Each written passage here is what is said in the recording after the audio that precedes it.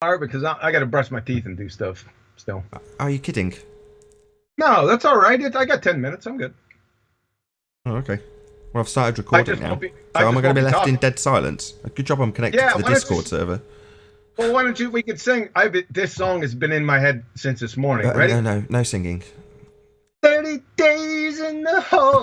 just going to let the Discord server know, right? It's only Righteous Force in there. This is going to be a limited interaction show because it's quite long, Righteous Force, if you can hear me. Maybe you can't. But just FYI, I'm not going to be, like, addressing the Discord server. I've only come in just for regulars to listen in as they do, which is something I discourage. Yeah, I'm just listening. Okay, right. That's kind of the reason I wanted your response, because that means that is Righteous Force part of the controls for the server, because he's never muted when he comes in. Is that just like moderators that come in? Like Yeah, that? he has moderator Yeah, roles. Perfect. That's fine. So I don't have to worry about people coming. It's just they're on the same line as the video. Yeah, Righteous Force is, like I said, moderator. He's good to go. Don't worry about him. Okay, fine. Just don't talk. No, I probably didn't answer your question. If anyone's coming in, are they coming in live stream or after show? Live stream.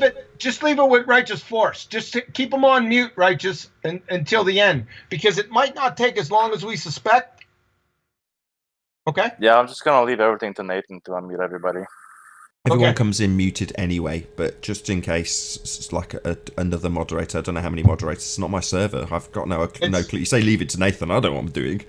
Joking, No, right? Righteous is good. Righteous can handle it. Everyone comes in on mute anyway, so nothing Right. needs to be done really. Right. Hey, give me about 2 minutes. I'll be back. So glad I started recording. It's a good job I've got a tolerant second channel audience. Sit and listen to me saying, fun being alone. Scared. Put up a new shelf today. Got a new projector on its way. I don't know if you can hear it buzzing away in the background. I thought after putting a new bulb in, Yeah, it's maybe buzzing nice. it is nice. This is a shelf, very manly. You know, I felt good afterwards. Felt like a real man. I put the level on it after it was all screwed down. I'd measured twice and measured thrice and made sure it was going up right, because it's critically important with this shelf. Normally, I've put many shelves up in my life, don't get me wrong. I'm getting BALLBUSTERS calling. I intentionally started the call on BALLBUSTERS, right? And I was just going to give them the disclaimer, it's going to be a long show, you might want to join later. And now I'm on a call with John. So what I might do is just leave the call running with John, because I've got it all set up now on screen. Let's actually transition, because it's a bit boring for the people watching. Let's put my sheep on. There we go. There's my sheep. Anyway, back to my shelf, because that's exciting. Right? It is. It's important. This shelf had to be straight. Right? Critically important, because it's got a projector going on it. And if you get it so much as a hair out, it sits skewiff on the screen, and you're into shoving little tiny bits of paper under the legs to get it to be perfectly straight.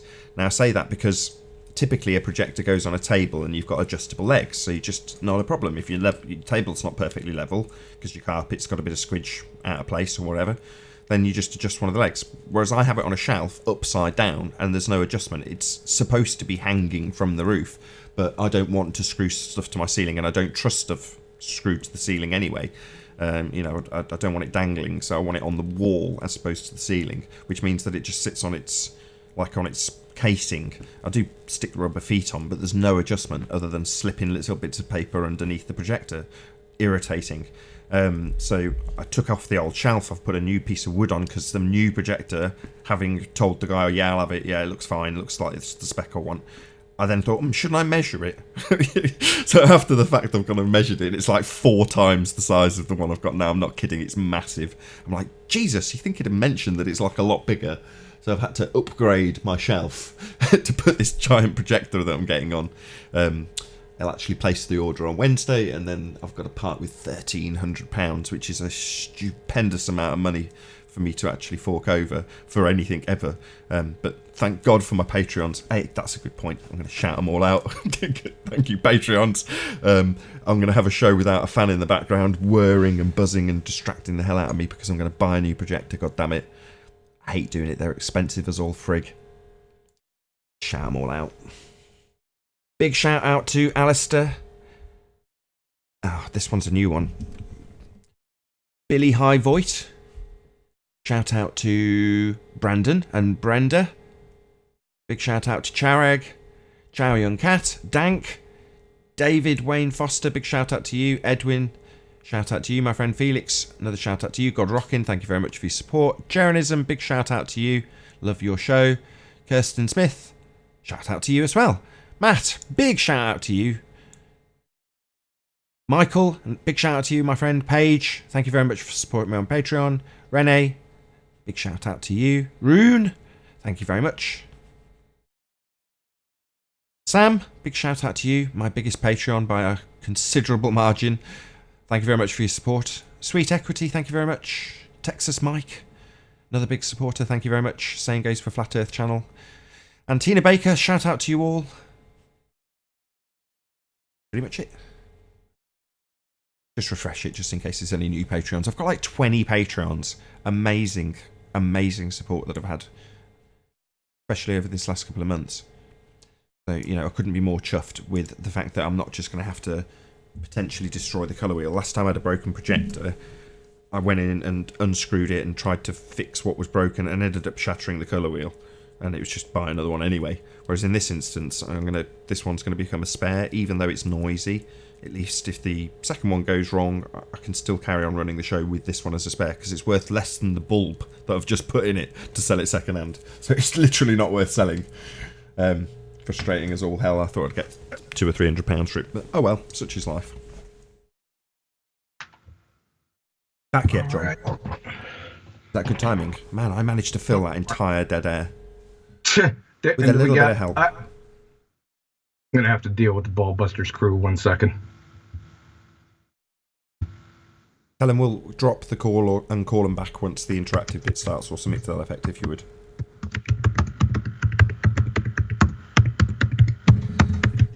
Anthony, can you shut up?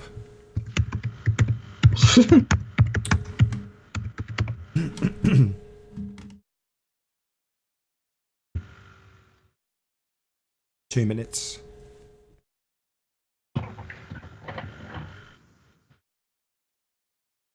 All of a sudden, see, BALLBUSTERS have been quiet for the past 2 days, and all of a sudden now, everyone wants to talk to each other. But that's fair enough. There's normally a show going on, right? They'd normally be part of it. It's just because it's a lengthy show that they're going to be coming in later than normal. So, that, you know, that's fair. Don't destroy how I've kept a community, a little tiny community of tightly knit BALLBUSTERS. Don't ruin that. Well, let me tell you something. Every time they send a message, it pops up on my screen. I know. I hate Skype. You used to be able to change all of that in the desktop version of Skype, and now it's an app version, and it's garbage. You can't change anything. You can't even turn the bloody ringer off. I know. I had to map it into my shortcut button so that it doesn't. I say so it doesn't ring. It still rings almost every other show. Yeah, you're welcome. Skype stupid fool. Anyway, let's get this show on the road. I'll queue up my my card ready for the intro. Oh, I got it. X. Are you okay, by the way? Yeah, I'm good. I'm scared. Yeah, I know. I feel you, brother. This damn thing. Is that gonna bug me the whole time? Yeah. I'll be right back. Just continue. Just continue. We're about to bloody start. Oh. Wept. Not stressful enough running a show. He has actually buggered off, hasn't he? Now 8 o'clock on the dot.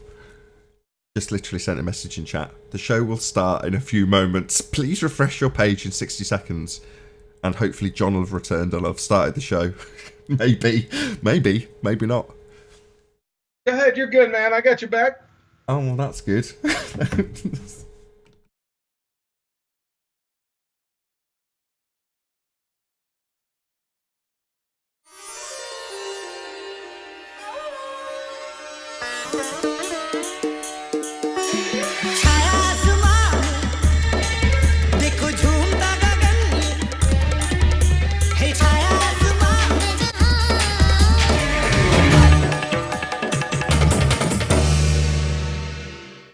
Welcome to BALLBUSTERS Live.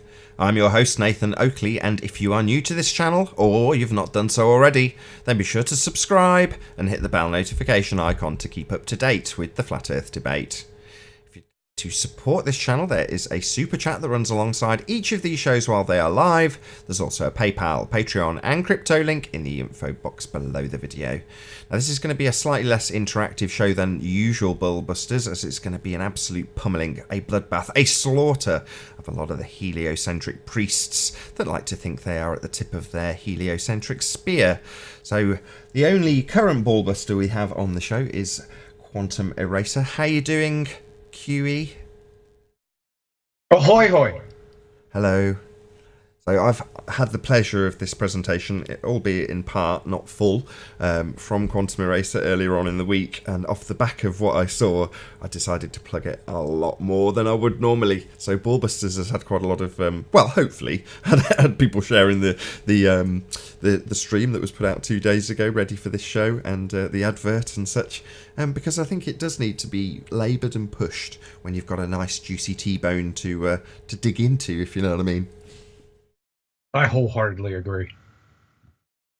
So fill us in then, John. What's the score? What are we going to see here?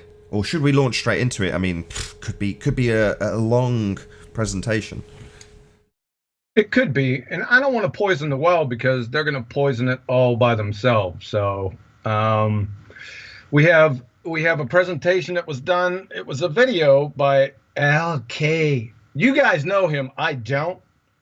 I think he was in the circuit or around the circuit some time ago, and I'm not that familiar with him. But anyway, he held a video presentation on his channel, and there was, you know, the heliocentric priest. The new priest now is Professor Dave.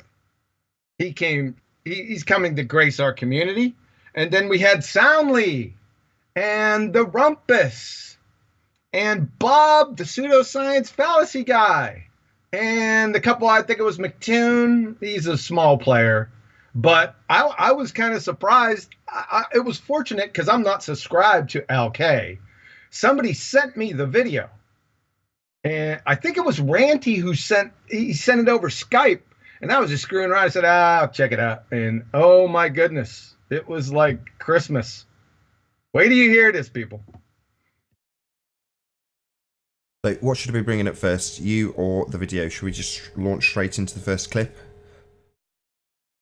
Yeah, go ahead and show and play from 7:38 and stop at 9:22, please.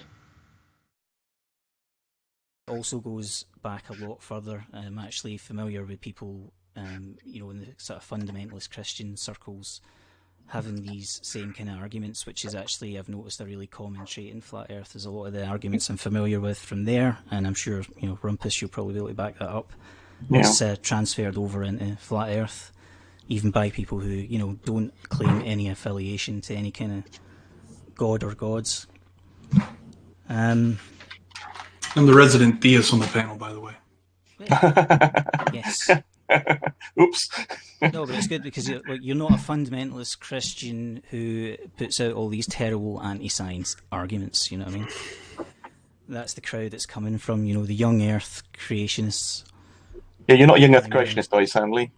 I am not a young earth creationist, no. Right. I am a Christian, but not a young earth creationist. Okay, thank goodness for that, so we can avoid that. You can put me in the same camp, too. Right, oh, excellent. So yeah, that's good because that's. Oh my God, it's spreading. I'd like me too. I'm actually. I guess I would self-label as a old Earth creationist. You're not that old. But God is. Losing the plot here. So Again, not sure if Dave is really familiar with this, but as everybody else in the panel will know, the thing that's cropped up most recently is this attempt to dissect George Musser's article when he used the phrase "snapping the wand in two," which is, obviously In Scientific American, completely wasn't it? misinterpreted by... In the Scientific American, he published that, didn't he? Yeah. Okay, so I'll get you back up. Let me know. Yeah, you're up. Yeah, snapping the wand in two, the George Musser article, which was obviously completely misinterpreted by who? You clowns. That's who misinterpreted it. So what we got here from Al K, let's just summarize. We got 3 stereotype fallacies, 1 anecdotal fallacy, 3 baseless ipsy-dixit bare assertion fallacies. Sounds like they harbor some disdain for young Earth creationists, with at least 2 self-confessed creationists on the panel. That should be lovely. Ironically, it is you fundamentalist globetards with all the anti-science arguments, which will be demonstrated throughout this presentation.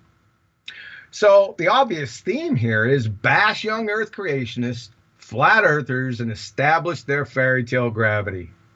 And, okay, what's a fundamentalist Christian, pray tell? Go ahead and continue 922 to 1021, please.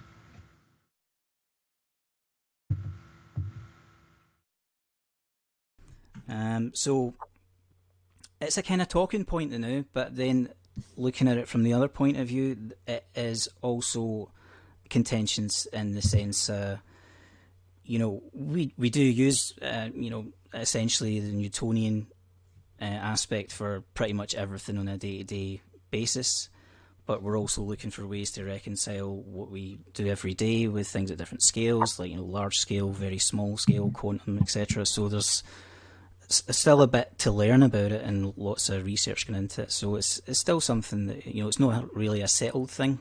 We've got our the things that we agree upon at the moment, but it's not a fully settled thing. So even outside of the whole flat Earth stupidity, you can still argue that it's a little bit contentious.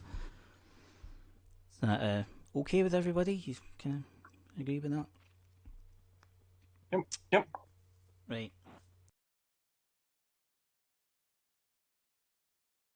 Okay, I've got you up again. Thank you. By the way, what in the world is the Newtonian aspect? And I sure like everyone agreeing with them. Thank you very much. I appreciate that. Oh, it's settled all right. You've just exposed yourselves as a mindless wiki parroting bum sniffer. That's what you collectively. Let's start off here with the Newtonian train wreck.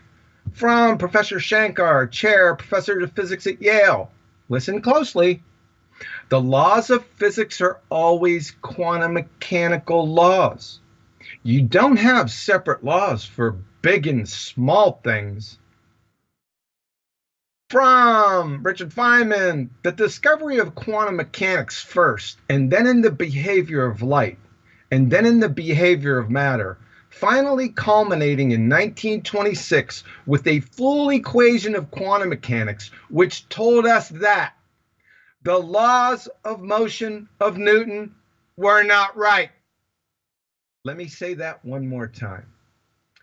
The laws of motion of Newton were not right. Again, from Professor Shankar, Chair of Physics at Yale. All right, so today we're going to shoot down Newtonian mechanics and Maxwell's theory. We're like the press. We build somebody up only to destroy them. Again, Professor Shankar. First, I want to tell you what goes wrong with Newtonian mechanics. The double slit experiment is a problem. That's what puts the nail in the coffin for Newtonian physics. Here comes the cowbell. Ready, clowns? So we have a double slit experiment with a Newtonian particle, an electron. We close one slit and fire a bevy of electrons and we get 10 hits at point A. We close that slit and open the other slit and fire a bevy of electrons and we get 8 hits at point A. The Newtonian prediction would be if we fired the same bevy of electrons with both slits open, we must get 18 hits at point A. Well, what do we get? We get a big fat 0. And what does that mean? Well, Professor Shankar, Chair of Physics at Yale, what does that mean? That is the end of Newtonian physics. So, in relation to Newtonian or classical mechanics, listen, every time you see this classical, right, there, it's just code for Newtonian. So, what did these people mean by shoot down, the nail in the coffin, destroy? That is the end of. And the laws of motion of Newton were not right. What's that mean? Baltards, what is particularly confusing about all these? You're pulverized right here, clowns. But guess what happens? This is the mindless retort, right? This is the last port in the Baltard storm. Quantum mechanics doesn't apply to big things, QE. Right? How many times have we heard that? If you haven't, you will. Let me go back to the beginning. Let me say this again. The laws of physics are always quantum mechanical laws. Here's the important part with your appeal right here, okay? You don't have separate laws for big and small things. Do you understand that now? That's rhetorical, you don't. From LabQuick's 2011 Experimental Non-Classicality of an Indivisible Quantum System in Nature, our results illustrate a deep incompatibility between quantum mechanics and classical physics. That's red, Newtonian mechanics, that cannot in any way result from entanglement. From the original paper, Bulletin of the American Physical Society, late last year, Bruckner and Kloffler showed that it does not matter how many particles are around or how large an object is, quantum mechanics always holds true. The reason we see our world as we do is because of what we use to observe it. The human body is just a barely adequate measuring device. Quantum mechanics does not always wash itself out. But to observe its effects for larger and larger objects, we would need more and more accurate measurement devices. We just do not have the sensitivity to observe the quantum effects around us. So the current record holder for quantum interference is 10,000 atomic mass units from Physical Chemistry, Chemical Physics in 2013. From O'Connell, the quantum ground state and single phonon control of a mechanical resonator from Nature. A metal paddle 30 micrometers long, that's trillions of atoms. A team of scientists have succeeded in putting an object large enough to be visible by the naked eye into a mixed quantum state of moving and not moving. So goodbye, Newton, and bye-bye to the entire panel's crackerjack box science acumen. Thanks for agreeing with LK. I appreciate that. Priceless. And psst, we already knew.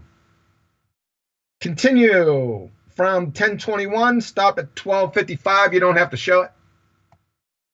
Shout out to James Mays for smashing the super chat. Who says smash the super chat? Thank you very much. So I'm going to kick off by asking you each in turn to just do like a really quick, short answer. Basically, when I say your name, I want you to describe what gravity is in your own words in the most concise way that you can do that, without any, without too much technical jargon. Just one at a time. And Rumpus, like I said, concise, right? God, you're really giving me a hard time, aren't you, Al? Well, you know why. So actually, Rumpus, we'll start with you just in case. So a quick, concise explanation of gravity. Right. Well, gravity is what we see in this world and our 3D world as the mass attracting mass, and we can see that on a local scale, like dropping a banana or something, and in the Cavendish experiment, where we can actually see the attractive force between two masses in an experiment. We can measure this, and we can determine that this follows Newton's law, universal gravitation, which he postulated in 1670 odd in Principia, and he then realised that I'm going too slowly already. I'm just laughing. We're now getting the history of gravity in a Right, I just wanted to continuous talk. Well, I could explanation. perhaps I'm fair everybody else talking this stuff. Perhaps you don't need to repeat this. I suppose it's an intro. Yes, you've given me an intro. I'm afraid, Al. So No, it's not an I thought intro. It was a quick one. This was a test. Sorry, okay, by the I'm way. nearly If there. this is you I'm being gonna- quick, I'm I going to hate speed to up. see So what's I'm going to going to happen when we speed go up. along. I'm going to speed up. I've set the foundations. I'm going to move quickly now. Yes, and so in that inverse square law, which means it's the attraction between two masses dependent on the two masses, the product of the two masses, and the reciprocal of the square of the distances, and that works. And even now, with the modifications that Einstein came up with in 1916, 15, with the general theory of relativity, those equations are still valid. And George Musser in his article was not denying those that force was valid, except in extreme circumstances. Right, And stop. Oh, Right. I've gone too. You're going way too far now. Sorry. Right? So Okay. You're Well, preempting the rest of the conversation for I'll tonight. try and finish it in 10 seconds then. And Einstein proposed that the curvature of Earth in its 4D world manifests itself in our 3D world as a force. And so anybody who says it isn't a force, which is what you'll find all over the internet, in our 3D world, it is a force, but its origins are not as a force. It's an inertial force, a bit like centrifugal force. Finished. Wow. All right, the rumpus. Gravity is what we see in this world, in our 3D world, as mass attracting mass. Well, mass attracting mass is not gravity. From Martin Rees, astronomer royale with cheese, esteemed British cosmologist and astrophysicist. From University of Princeton Press, what causes gravity and mass? These questions still baffle all of us. So, I don't know, Rumpus. I don't know where you're getting your information from. According to Professor Rees, does mass attracting mass cause gravity? Nope. And to cover all bases, according to Professor Rees, does space-time cause gravity? Nope. B. Cavendish never performed a scientific experiment. He had no viable dependent or independent variables. Number 2. And so in that inverse square law, which it means it's the attraction between two masses, dependent on the two masses, the product of the two masses, and through the reciprocal of the square of the distances, and that works. And even now with modifications that Einstein came up with in 1916, 15, with the general theory of relativity, those equations are still valid. And George Musser in his article was not denying those, that force was valid except in extreme circumstances. A, Einstein didn't modify Newton's universal law of gravitation. B, scientific theories never modify natural laws. C, Einstein's field equations make zero reference to Newton's non-law. D, George Musser did clearly and explicitly say that it was the curvature of space-time and not an invisible force that gives rise to gravitational attraction. How many times have we been through this? Let's go through it again. George Musser, Scientific American, November 2015. Einstein created his general theory of relativity, which provides our modern understanding of gravity, with the express purpose of expunging non-locality from physics. Isaac Newton's gravity acted as a distance as if by magic, and general relativity snapped the wand in two by showing that the curvature of space-time and not an invisible force gives rise to gravitational attraction. I mean, a fourth grade reading comprehension can reconcile this, right? 3. From the rumpus, Einstein proposed that the curvature of Earth in this 4D world manifests itself in our 3D world as a force, but anybody says it isn't a force, which is what you'll find all over the internet in our 3D world. It is a force, but its origins are not as a force, but it's an inertial force, a bit like centrifugal force. Finished. Thank the Lord. A. Einstein proposed the curvature of the Earth? That's what you said. Might have been a little mix-up there, but that's what you said. And that it was a force? No. B. Einstein never proposed, said, or remotely implied that gravity was a force. C. The rumpus. It is a force, but its origins are not as a force. It's an inertial force. This is the epitome of triple speak, folks. This whole thing is wrong.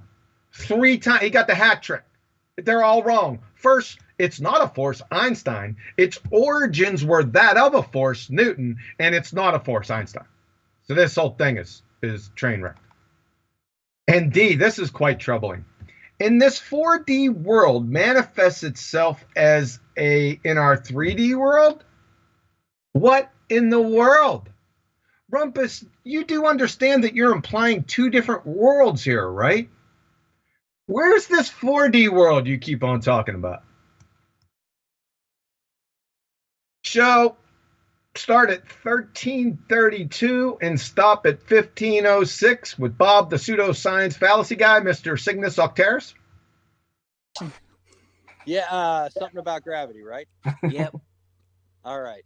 Well, here, let me put my camera on so you can see this beautiful Michigan summer day. Oh, ha ha. All right. Now, when I move my phone from one direction to the other, it switches from portrait to landscape. That's because it's undergoing a constant downward acceleration of 9.81 meters per second. That's what we call gravity. Now, Newtonian gravity is used to design bridges. It's used to determine flight characteristics, the orbits of planets and moons. It works just fine. It is the how, it is the what of what gravity does. Einstein came out and described the theory of general relativity that gives us a better idea of why gravity does that. It's the warping of space-time. Now, unlike Newton, who thought that this was just an intrinsic property of matter, Einstein actually attributed it to something. So it was no longer a magical effect. So Einstein, of course, broke the wand of Newton, and we all understand exactly what he was talking about. But the flat earth is trying to use an evocation fallacy to use a different meaning of that to somehow say that Einstein replaced Newton. So basically, that's all I have to say about it. It's, my gravity is the fact that my phone flips.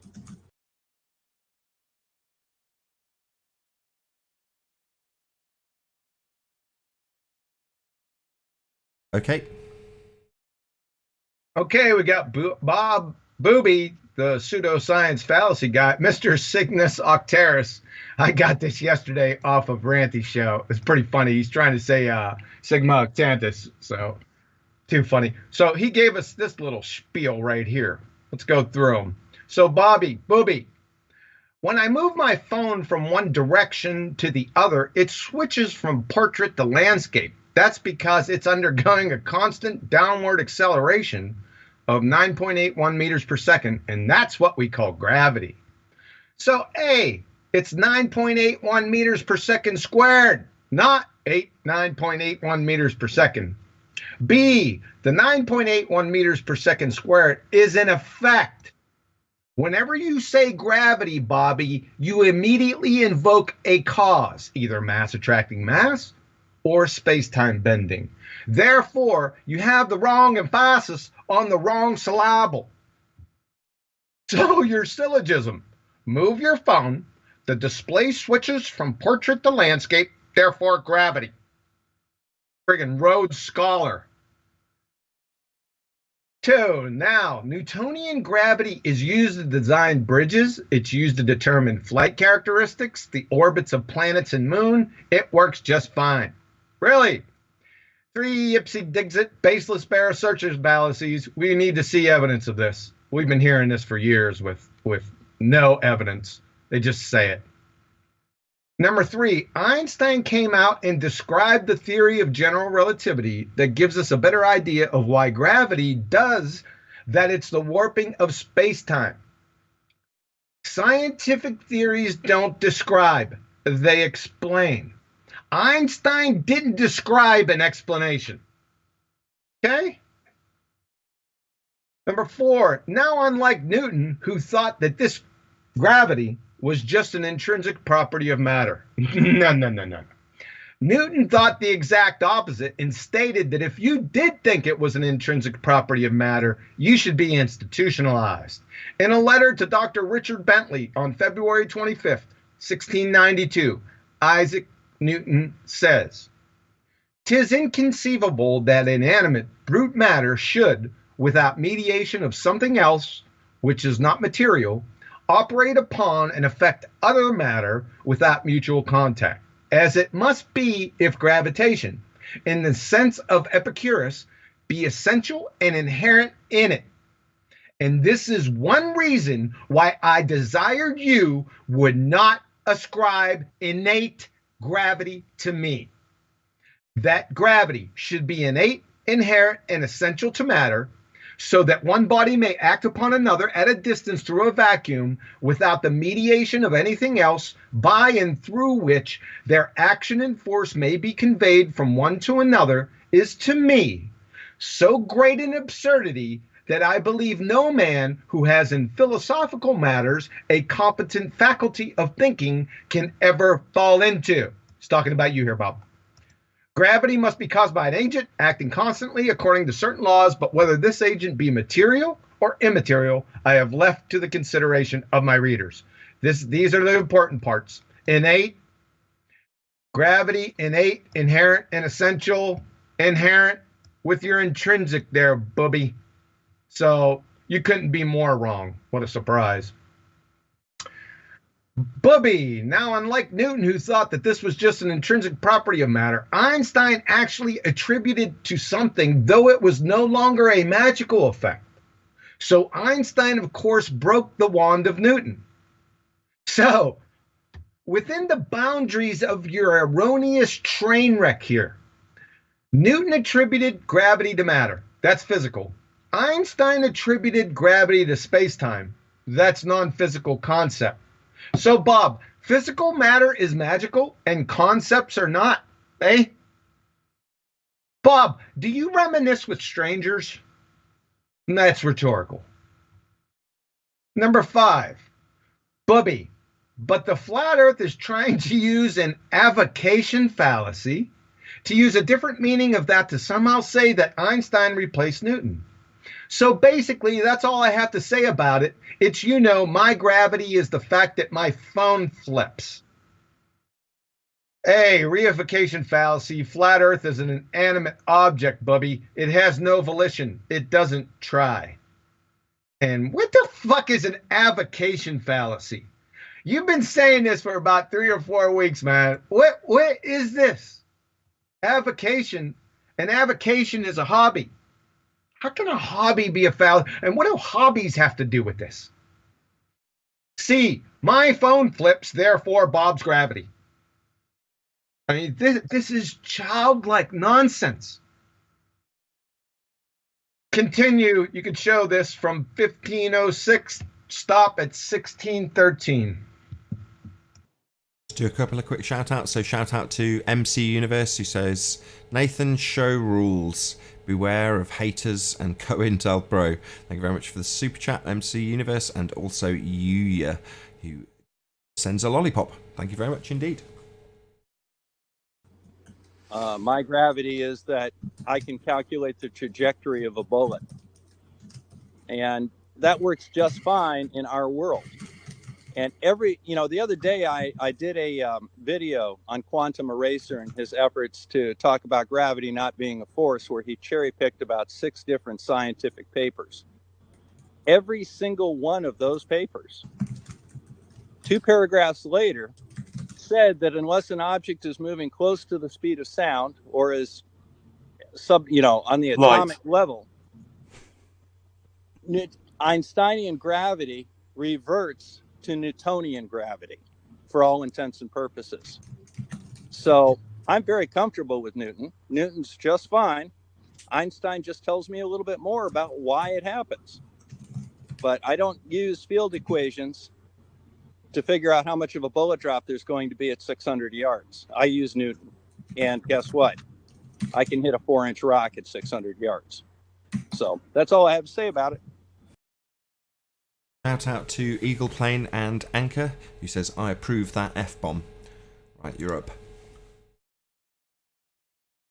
So, Bobby, this is going to be fun. The other day, I did a video on quantum eraser, moi, in his efforts to talk about gravity not being a force, where he cherry picked about 6 different scientific papers.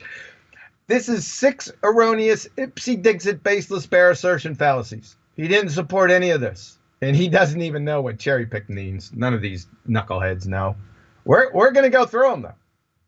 Number 2, every single one of those papers, 2 paragraphs later, said that unless an object is moving close to the speed of sound, or as on the atomic level, Einsteinian gravity reverts to Newtonian gravity for all intents and purposes. So, number 1, this is incoherent gibberish. The conclusion doesn't follow from its premise to begin with. So it's a non sequitur. But we're going to hold Bobby's feet to the fire here. So, B, 11 erroneous, baseless, bare assertion fallacies. We're going to take a look. So everyone knows this one. This is George Musser, right, from Scientific American. And let's pull out a keyword here so we'll go through this quite quickly. So copy, we're going to go here. We're going to go into each of these and see if his claims hold true. So let's go find, let's go, okay, snap. Okay, here's the citation that I took from this paper.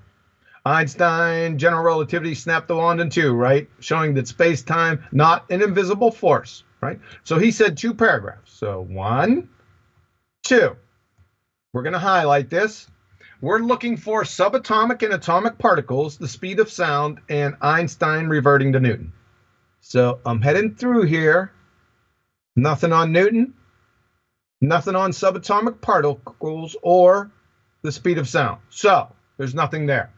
So that's 0 for 1, booby.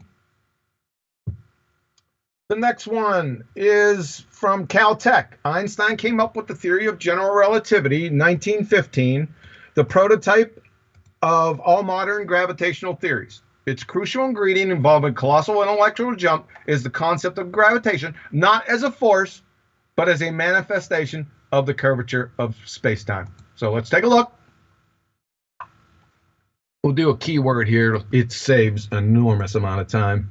Just be patient with me. Let's go paste. Okay, okay, here we go. The prototype of all modern gravitational theories. Its crucial ingredient involving colossal jump is the concept of gravitation, not as a force. So this is my citation, right? We're going down to 2 paragraphs from that. Okay, what we're looking for here, again, is some atomic and atomic particles, the speed of sound, and Einstein reverting to Newton. So let's go with, let's see if we can find these Einstein field equations, Newton, in which a body of previous G, constants G, is Newton even mentioned in here? No. Some atomic particles? No. The speed of sound? Oh, there's Newton. Einstein also replaced the Newtonian law of motion by the statement that free test particles move along geodesics. I want to spend some more time here, not today, but Bubby, it says nothing. Oh, and this constant G, this G, big G, doesn't occur in Newton's universal law of gravitation, by the way. So you're 0 for 2 here. The next one is Brian Cox. This is a YouTube video. It's not a paper, so we can't go 2 paragraphs because there isn't a second paragraph. There's not a first one. Brian Cox, there isn't really a force of gravity at all. Again, George Musser, this was from Fat to Fat Earth, his video interview, so there's no second paragraph here. We all remember this one. Gravity is not a force, but you can think of it as a force. The next one is Wikipedia. Let's go with 1915 here. Gravity is most accurately described by general theory of relativity proposed by Albert Einstein, which describes gravity not as a force. So let's go to their alma mater. Let's go ahead and find, is that the same one? Oh, yeah, it is. Okay. So gravity is most, here's my citation. Let's go 2 paragraphs. It's this. Now remember what we're looking for. We're looking for Einstein reverting to Newton, subatomic atomic particles, and the speed of sound.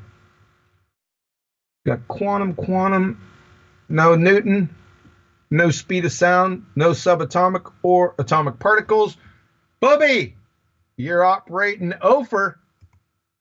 It's not looking good for you. In general relativity, gravity is not a force between masses. Let's go ahead. We'll use this one. Universe today. Setup. There you go. Thanks for your patience. That's not it. This is it. Okay. In general relativity, gravity is not a force between masses. This is my citation. 2 paragraphs down. Remember what we're looking for. Subatomic, atomic particles, speed of sound, or Newton. Oh, it says Newton. Einstein agreed with the amount of deflection agreed with Einstein and not Newton, so nothing in the context you were talking about. No subatomic particles, no speed of sound.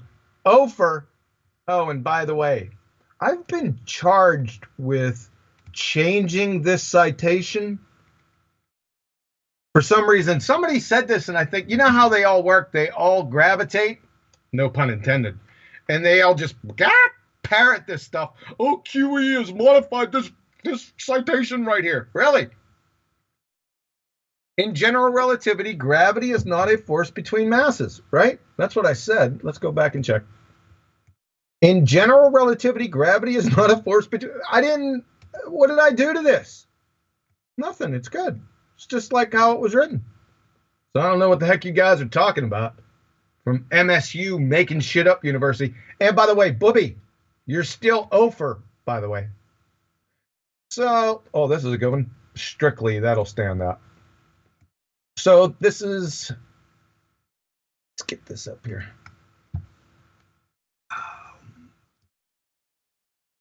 Find, paste, there we go. Strictly speaking, gravity is not a force in general relativity, right? That's my citation. So guess what we're going to do? Like Bob said, Bubby, we're going 2 paragraphs down. Okay, remember what we're looking for. Subatomic and atomic particles, speed of sound, or Einstein reverting to Newton. Let's go. So there's nothing in here on Newton. I don't see subatomic or atomic particles or the speed of sound. Still over there, Bubby. We're going to, oh, let's use this one, according. Yeah, according to. Let's go to physics.org. Or Phys.org. See what they got here. It's not looking too good for you, Bobby. Find. Paste. Okay. According to this theory, gravity is not a force. There you go. That's my citation.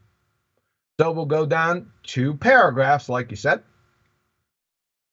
Remember what we're looking for, subatomic and atomic particles, the speed of sound, or Einstein reverting to Newton. So for most applicant gravity, okay. Gravity is best explained by Newton's law of universal gravitation. Okay, we're going to come back to that. Hold on one second. I want to make sure the speed of sound and no subatomic particles, we're good. Okay. First of all, this doesn't have any context with what you claimed. And gravity is best explained by a law? Whoa. Laws don't explain. They describe. That's a big problem. Let's take a look up here. General theory of relativity, which remains the means of describing. You see, people, scientific theories explain. They don't describe. Laws describe. They don't explain. So how can this be the best means of describing and Newton's law be the best means of explaining?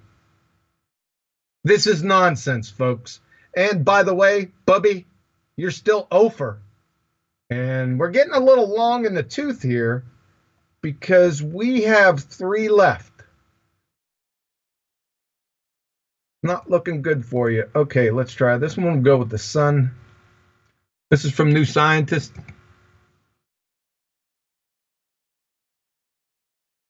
Paste. What the heck is going on here? That doesn't look very good. I can't Oh, resize they're doing the Apollo 11 50th anniversary. Oh my God, they screwed this all up. Okay, hold on a second. Let's see. Can you see this? that. Yeah. So although Earth appears to be pulled towards the sun by gravity, there is no such force. That's my citation. Okay, 2 paragraphs down. It's not full, so we'll go here. Maybe this will get, hopefully. Aha, is that better? That's perfect. Okay, so we're on his second paragraph. Okay, we're looking for, remember, subatomic and atomic particles, the speed of sound, or Einstein reverting to Newton. Newton. No subatomic or atomic particles or the speed of sound. Bubby, you're still over, my friend. I think you got 2 left. Yes, you do. All right, let's go with Phys Libre Text. Let's use answer. Yeah, that should do it. Copy. Let's check this one. What are the chances you're going to be right out of the last 2?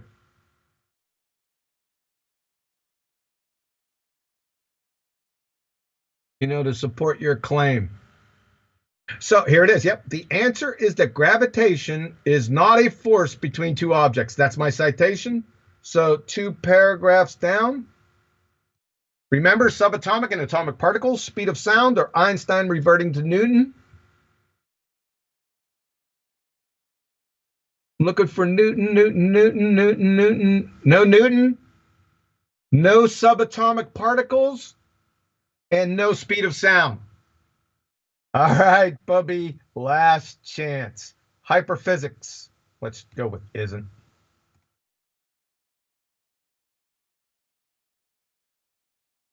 All right. Hyperphysics textbook. Sorry this is taking so long, folks, but I must do this. Hold their feet to the fire. This is my citation. He said 2 paragraphs down. I don't treat that. That's not a paragraph. That's not a paragraph. That's a paragraph, but that's connected to that. This is 2 paragraphs down. So let's see what we got here. Any subatomic or atomic particles, speed of sound, or Newton reverting to or Einstein reverting to Newton? No, nothing. 0. Nothing in here either. Let's just keep on going down just to make sure. Nope. 0. They're talking about the cosmological constant. Bobby, you, sir, are a stone cold liar. Not only a daft muppet, but a liar. Okay? Number 3, but I don't use field equations. This is going to be good. But I don't use field equations to figure out how much of bullet drop there is going to be in 600 yards. Yeah. You know why you don't? Because you couldn't tell the difference between your ass and a pipe wrench, number 1. And number 2, there are no known solutions for any of Einstein's field equations for 2 or more masses, folks. So between your bullet and the earth, you ain't going to use this. Why? Because according to you, that's 2 or more masses. Right? From your alma mater wiki, as the field equations are nonlinear, we're going to get to this here in a minute also. They cannot always be completely solved without making approximations. For example, there is no known complete solution for a space-time with 2 massive bodies in it, which is a theoretical model. Yeah, whatever. Do you understand what they're trying to tell you? That is general theory of relativity. The most prestigious theory of how the universe works that we have, right? In their paradigm, when you look up, is there 2 or more masses? If there is, you can't use Einstein's field equations. Ha! Unbelievable, folks. You guys didn't know this. You didn't do your due diligence. Huh? I know you did. P.S. You see that nonlinear phrase up yonder? This one? That means the law of superposition does not hold. That is, you can't arbitrarily add additional masses to any of his field equations. Ha! Ergo, Einstein's field equations describe a universe with only one mass or a completely empty friggin' universe. But that's helpful. P.S. Just like there are no married bachelors, there's no scientific theory equations. For goodness sakes, people. All right. Show start at 1625, stop at 1652. We have Professor Dave, first appearance. Buddy. Dave, you're up next, please. Okay, well, to paraphrase what has been said already, of course, I would describe gravity as the apparent attractive force between all matter by virtue of their ability to warp space-time. And that's our best model currently, general relativity, and hopefully that will be refined further if we can develop a quantum field theory for gravity. So who knows about gravitons and all that. As far as that interfaces with the flat Earth community, the two main problems are one is a Okay, slightly too far. That's okay. No worries. You're up. All right, Dave. An apparent force, so a not actual force? And space-time is bollocks. We just clobbered it to death just above. We'll take a couple pot shots at it down here. We'll kill it like 3 or 4 more times. Number 2, reification fallacy model there, Dave. You're not starting off very good. Number 3, gravitons, huh? Renowned physicist Freeman Dyson, interviewer. The quanta of gravity, graviton, is a fiction. Freeman Dyson, yes, you can study it mathematically, but you can never study it in the real world. You see the dichotomy here between mathematics and the real world? Just wanted to point that out to you. Hey, so general relativity, a non-scientific theory, can be refined further by quantum mechanics. Goodness, sir, you're a bozo. You're just talking out your ass. David Bohm, renowned professor of physics and personal friend of Einstein. And I quote, one could see that relativity and quantum mechanics, the two most fundamental theories of matter, really contradict each other. In the sense that relativity is local, it's causal, it's determined, it's continuous. And quantum mechanics is just the opposite. And from Caltech, The Final Contradiction. Love that title. General relativity and quantum field theory are incompatible. Your mindless drivel, Dave, is tantamount to using combustion reactions to refine phlogiston, for crying out loud. What an embarrassment. Oh, it's going to get worse for you. Show, you can continue from where you were at 1652 to 1746, please. The problem of science communication in terms of the whole, is gravity a force or not? This is something that is partially semantics and just way above the head of any flat earther. It's theoretical physics, that conversation. And then the other is a linguistic miscommunication. It's just the biggest thing I get is gravity is just a theory. And so that's just the problem. That's not just flat earthers. That's a lot of people mistake the colloquial connotation for theory with the scientific definition of theory. And that's a big problem that I try to address in my content, just helping them understand that theories are not uncertain. Yes, general relativity is a theory. We also know that it is true for sure. So, yep, that's all I got. Very quick shout out to Shatner's Bassoon, who says, ballers are clinging to the old paradigm for dear life. Let's all move forward. Here's some Clover Nappy Fund money. Thank you very much, Shatner's Bassoon. You're up, QE. Thank you. So, Professor Dave, the two main problems are one is a problem with science communication. Dave, science communication is receiving information concerning the scientific method. That's science. Not fairy tale gravity or whether that fairy tale is a force or not. From Michael Crichton, testimony before the U.S. Senate Committee in 2005, science is nothing more than a method of inquiry. Wonder what that method is. B, generalized, sweeping, ipsy-dixit, baseless, bare assertion fallacy, stereotype, and ad-hom fallacy above the head of any flat earther. The Triple Crown, hat trick. Congrats, Dave. And C, theoretical physics isn't science. The entire discipline lacks experiment. From the University of Rochester Physics Labs, the scientific method distinguishes science from other forms of explanation because of its requirement of systematic experimentation, right? So if you don't have experiment, and experiment distinguishes science via the scientific method, then you don't have science. Do you follow that?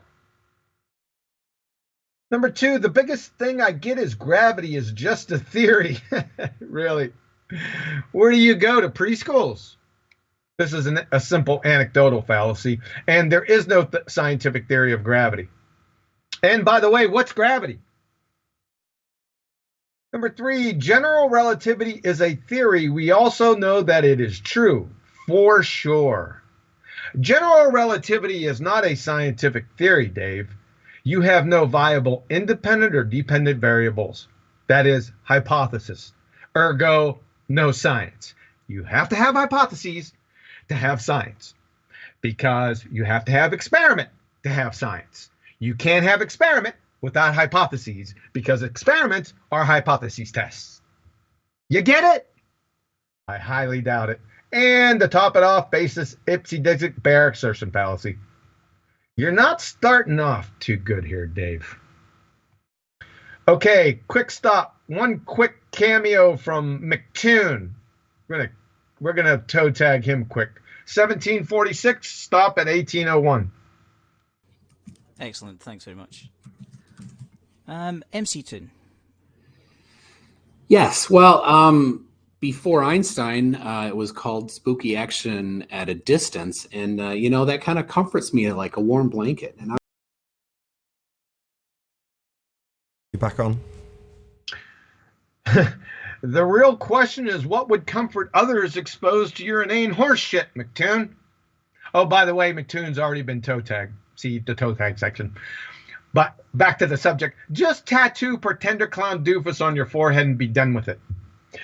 From MIT Technology Review, Einstein's phrase, spooky action at a distance, has become synonymous with one of the most famous episodes in the history of physics, his battle with Bohr in the 1930s over the completeness of quantum mechanics, right? So let me ask you a question there, Mickey. Before Einstein, it was spooky action at a distance? How can that be when Einstein coined the phrase spooky action at a distance? A little space-time warping there or something? Thanks. Oh, and what's it? Before Einstein, it. What's it? Unbelievable. Okay, show this one. Start at 1925 and stop at 2050, please. Okay. Soundly. You're up, my friend. Well, I've just had 4 cheat sheets talk before me, so No, but let me try and put. I like putting it in my own terms because I do tend to favor intuitive explanations as opposed to technical ones, because the technical aspects will never be appreciated by flat earthers. But basically, gravity is this set of observations that we see. Gravity is the name that we give to mass attracting mass. That we see this behavior happening in reality. We call it gravity. We could have called it anything else. But the fact that this behavior occurs, and I'm not calling it a force intentionally because that's what they like to play games with that, but this behavior of reality occurs, we know it does, we're going to give it a name, we'll call it gravity. So to say it doesn't exist is just silly, because gravity does exist. We have real world actual historical measurements that show that gravity attracts gravity. That's what happens. That's the behavior of our reality. But ultimately, the truthiness of any theory is determined by its practical application, and that's where MC Toon was talking about building bridges. If it works practically, then the theory is good enough for now, and that's basically how science works. Okay.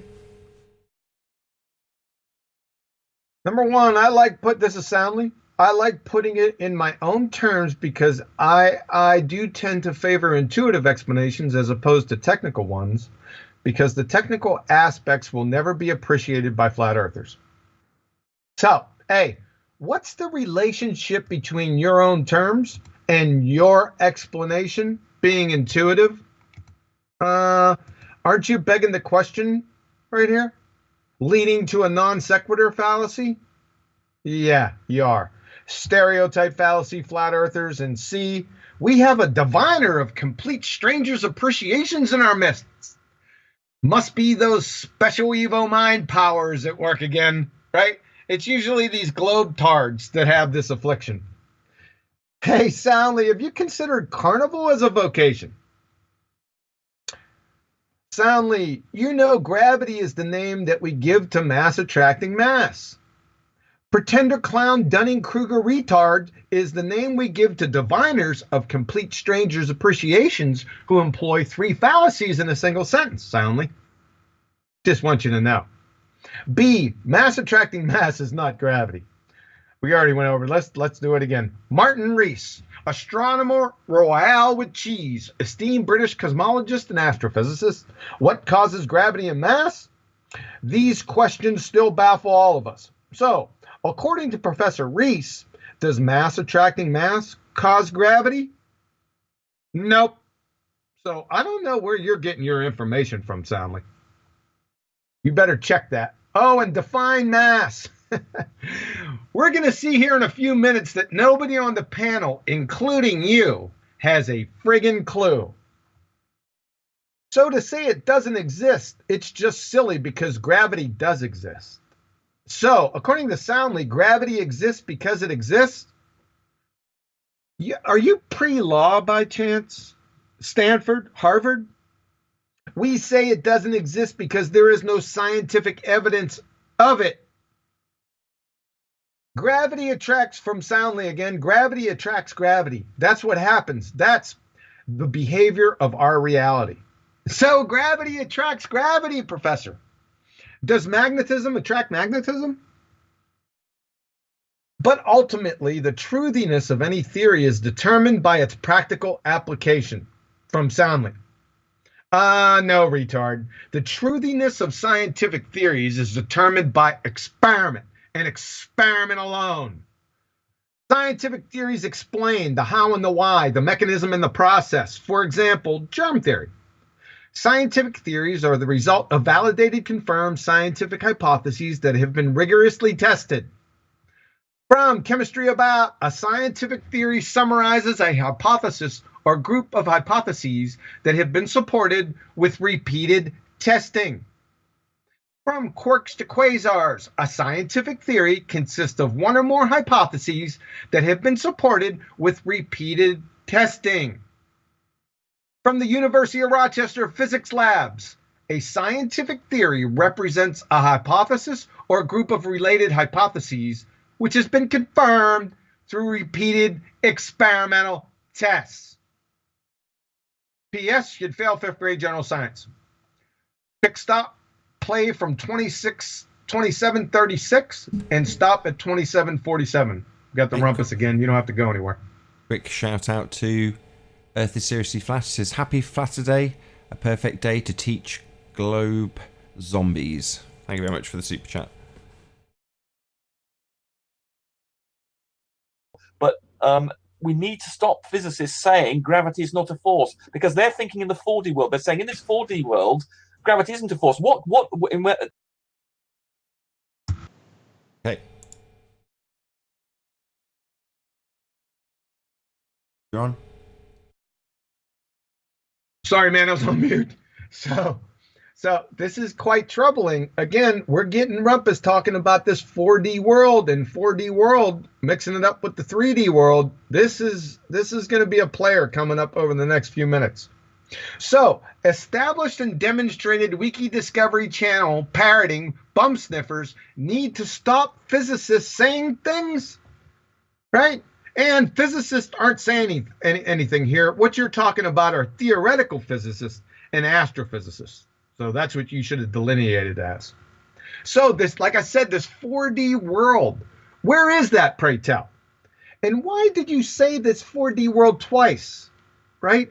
Isn't that painfully redundant? Even though it doesn't exist? Shouldn't it just be world? So, okay, show this one. Play from 28:16, stop at 28:45.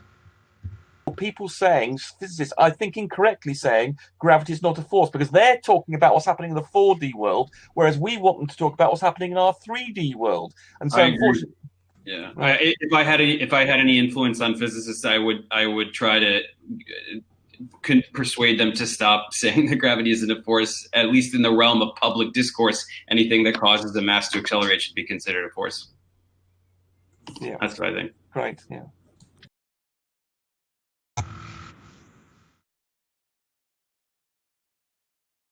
Okay. So, Rumpus, you want to physically tackle physicists? Remember what we called these guys here. They're theoretical physicists and astrophysicists.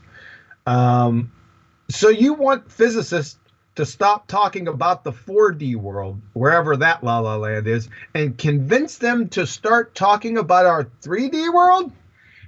Whoa here, Rumpus.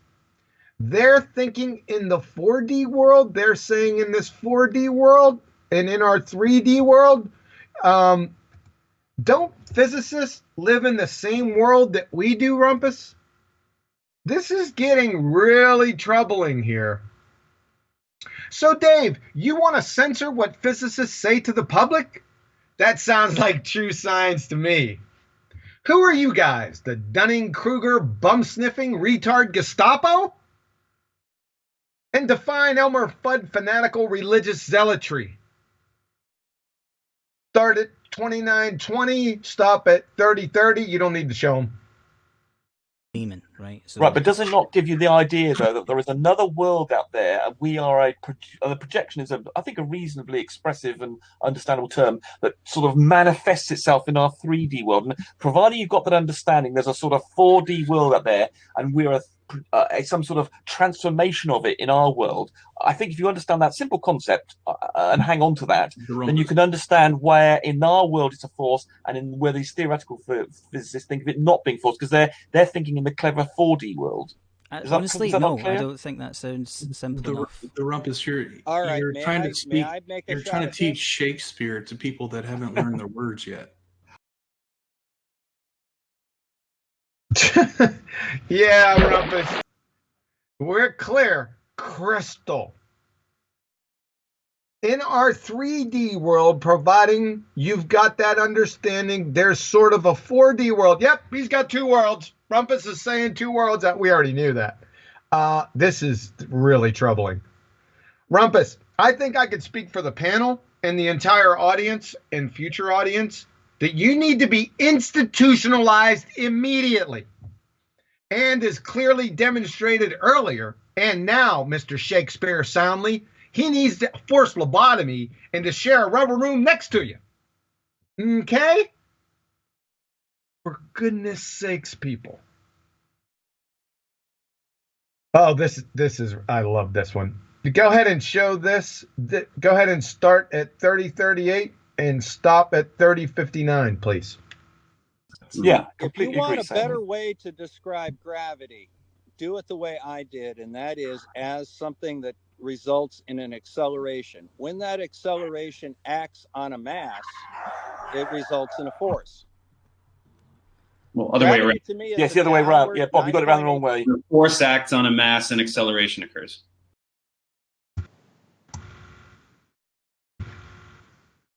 Ready back up?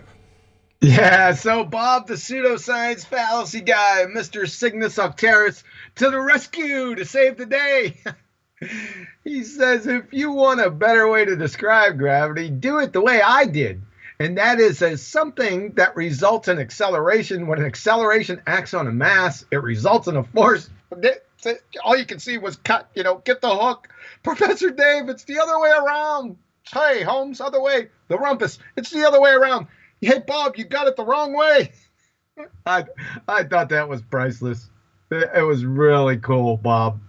I love you. Please chime in every chance you get. All right, show this. Just continue from that point from 3059. Stop at 3143, please. Yeah, to me, that's a definition of a force, right? Exactly. I mean, that's the problem with flat earthers is that they're so oblivious to even the most basic, fundamental scientific truths like F equals ma. Like I'll say F equals ma, and they'll go, "That's not true." Like nothing could be more true than that. I think half of them get it. I think half of them know that. Push a rock or jump off the grid. Like every motion proves F equals ma. So you're denying reality right now. So yes, I regularly call them science deniers, is my favourite phrase, Professor Dave. They just deny objectively measured science and simple motion of things, and so.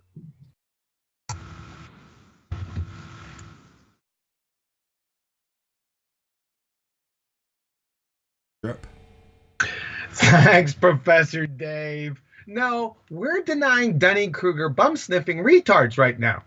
You and your little buddy Rumpus there. Remember what Professor Dave said? Every motion proves F equals ma, right? So, number one, stereotype fallacy, which invariably leads to generalized, sweeping, ipsy-dixit, baseless, bare assertion fallacy. Number two, F equal ma isn't scientific.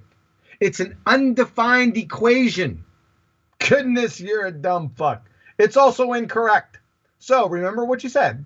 Every motion proves F equal ma. Richard Feynman, the discovery of quantum mechanics first, and then in the behavior of light, and then in behavior of matter, finally culminating in 1926 with a full equation of quantum mechanics, which told us that the laws of motion of Newton were not right. Let me say that again. The laws of motion of Newton were not right. Done. Every word out of your pseudoscientific pish flaps, Dave, proves you're a bum-sniffing, indoctrinated retard. By the way, you'd fail 5th grade general science. So let's just sit back and enjoy this. I want you to start at 3314. We're going to speed it up a little bit because it's long. Stop at 3924. The question is, what is mass? Talking about this, we are using a lot of the terms that I'm talking about. You know, these terms get used, but not necessarily are understood. And I think that's part of it. You know, so I'd like to just go over some of the terms with people and see what you've got to say about them. And I think it will form part of a general structure of saying, you know, ultimately, what do you mean by saying, you know, something bends space-time or mass attracts mass or whatever it might be. You know, obviously, in the course of the discussion, both descriptions have been used, mass attracting mass and the bending of space-time. We've also obviously mentioned the actual acceleration. And, you know, it could be said from the outside that there's some contradiction involved in going between mass attracting mass and the bending of space-time. So, to understand it a little bit better, could we start with just saying, what do you mean when you say mass? What is mass? I can answer this. Well, it's just I know there's more than one way of saying it. There's two essential answers to this that I hear, and I want to see where we all stand with it. Well, I would say that mass is the resistance of something. The mass is when you apply a force to something, the acceleration you get from that object is the force divided by the acceleration that it returns is its mass. So it's inertial mass. Although you can start talking about the gravitational mass, but basically it's the inertial properties of something. Its reluctance to be accelerated by a standard force. That's how I would define mass. So it's nothing to do with the number of atoms, nothing to do with the number of moles, nothing to do with its charge, nothing to do with its volume or density. It's just its resistance when a force is applied to it. In effect, You just defined a thing. Right. So, does everybody agree with that particular way of stating it, or is there another way that anybody else wants to put across? Certainly, the concept of inertia has to be involved. I mean, anything without mass travels at the speed of light. So, massive objects are things that don't. Right? Their acceleration is proportional to the force applied on them. So. And then this idea, if you want to go, presumably Professor David gone about what actually gives things mass, and then we get into the Higgs boson and also the virtual. But actually, most of the mass, for instance, of a proton is not actually the intrinsic mass of the quarks inside it, but actually the interactions, the virtual particles that are created as a result of fields between the quarks. It's a rather complicated idea, but these fluctuations actually create most of the mass, not the actual quarks. It's a bit weird. So, how do you differentiate then between mass, as you're describing it, as basically a resistance, if you like, and inertial mass? It's the same thing. So, but inertial mass is usually used to describe something that's accelerating, is it not? No, it could just be what it would do under a force. That's the definition. The inertial mass definition is the one that I gave. In other words, you can test what the inertial mass of something is by applying force and see what acceleration it responds with. That's the definition of an inertial mass, and what we call the mass. It's synonymous with what we just referred to as mass, right? Yes. Right. Yeah, absolutely. Relativistic mass would be a much muddier concept. Although the term relativistic mass is now deprecated. You're not supposed to use relativistic mass anymore. Ah. Yes, that's very much deprecated now. They went out of fashion about 20 years ago. Got it. They just say it's acquiring this extra, and it's more difficult to move, but its mass is not changing. It's I'm not quite sure what they say. It's more energy. That's right. It acquires more energy. And I'm not quite sure what they. Yes, they don't like using relativistic mass anymore. Anyway, so in other words, M0. They always talk about the rest mass now, and they never try and think that the mass is changing. It's just becomes more and more difficult to accelerate as a result of getting more energy. Right, but you're right, Scal. There is another definition. I can't remember what it was now, but it's related. But I think it's an inferior definition. But yeah, so you're right. There is another one. I can't remember now what it is. Well, I mean, the kind of old school way of doing it is just saying that it's the amount of stuff, basically. Yeah, well, that's wrong. That's completely wrong. Well, you're chasing turtles, though. I mean, you can always ask what or why in the next level. Again, we're dealing with people who cannot understand that it requires a force or an acceleration acting on a book to have it fall to the ground. All right. I think the idea that Rumpus brought up of the inertial mass is a real good place to start. You apply a force to the mass. This is how fast the resulting acceleration is. That gives us an idea of what the mass of the object is. I think that's elegant and simple. We can't be talking about, neutrons and crap like that and quarks, because we need to look at an object. What's the mass? Can I offer a definition that summarizes what the other guy said? Go ahead. Mass is the thing that resists acceleration. That's what it is. That's the definition of inertial mass. Yes. Yeah. That's inertial mass. Yeah. But that's the definition that a flat earther can understand. That's the point I'm making. I'm talking about communicating with laymen. You have to push a rock for it to move. It doesn't just move on its own the way light moves on its own.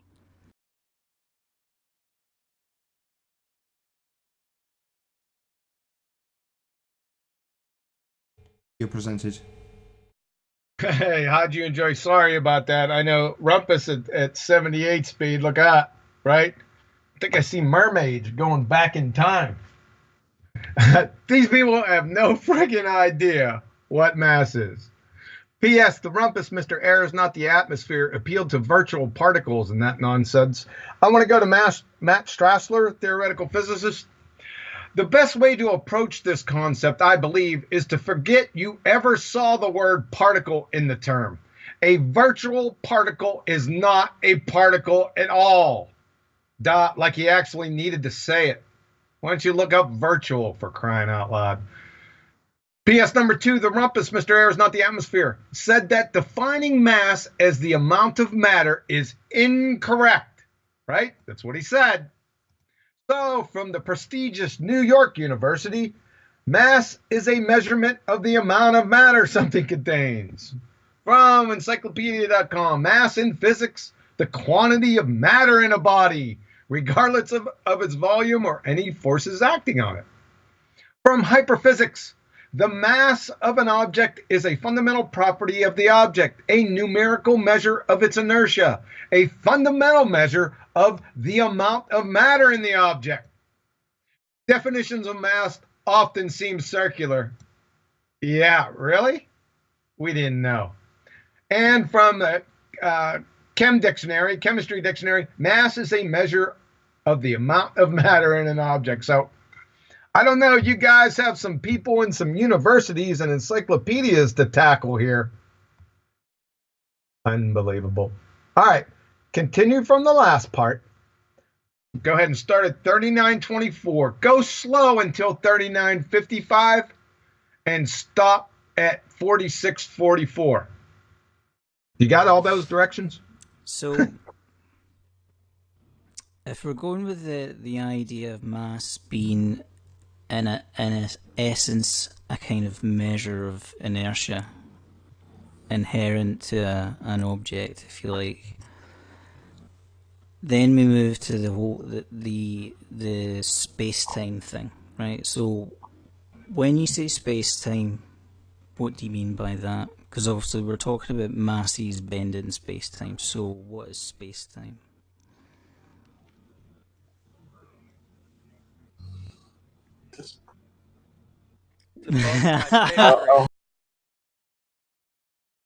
Okay, so from here you want me to play it fast from 39:55, is it?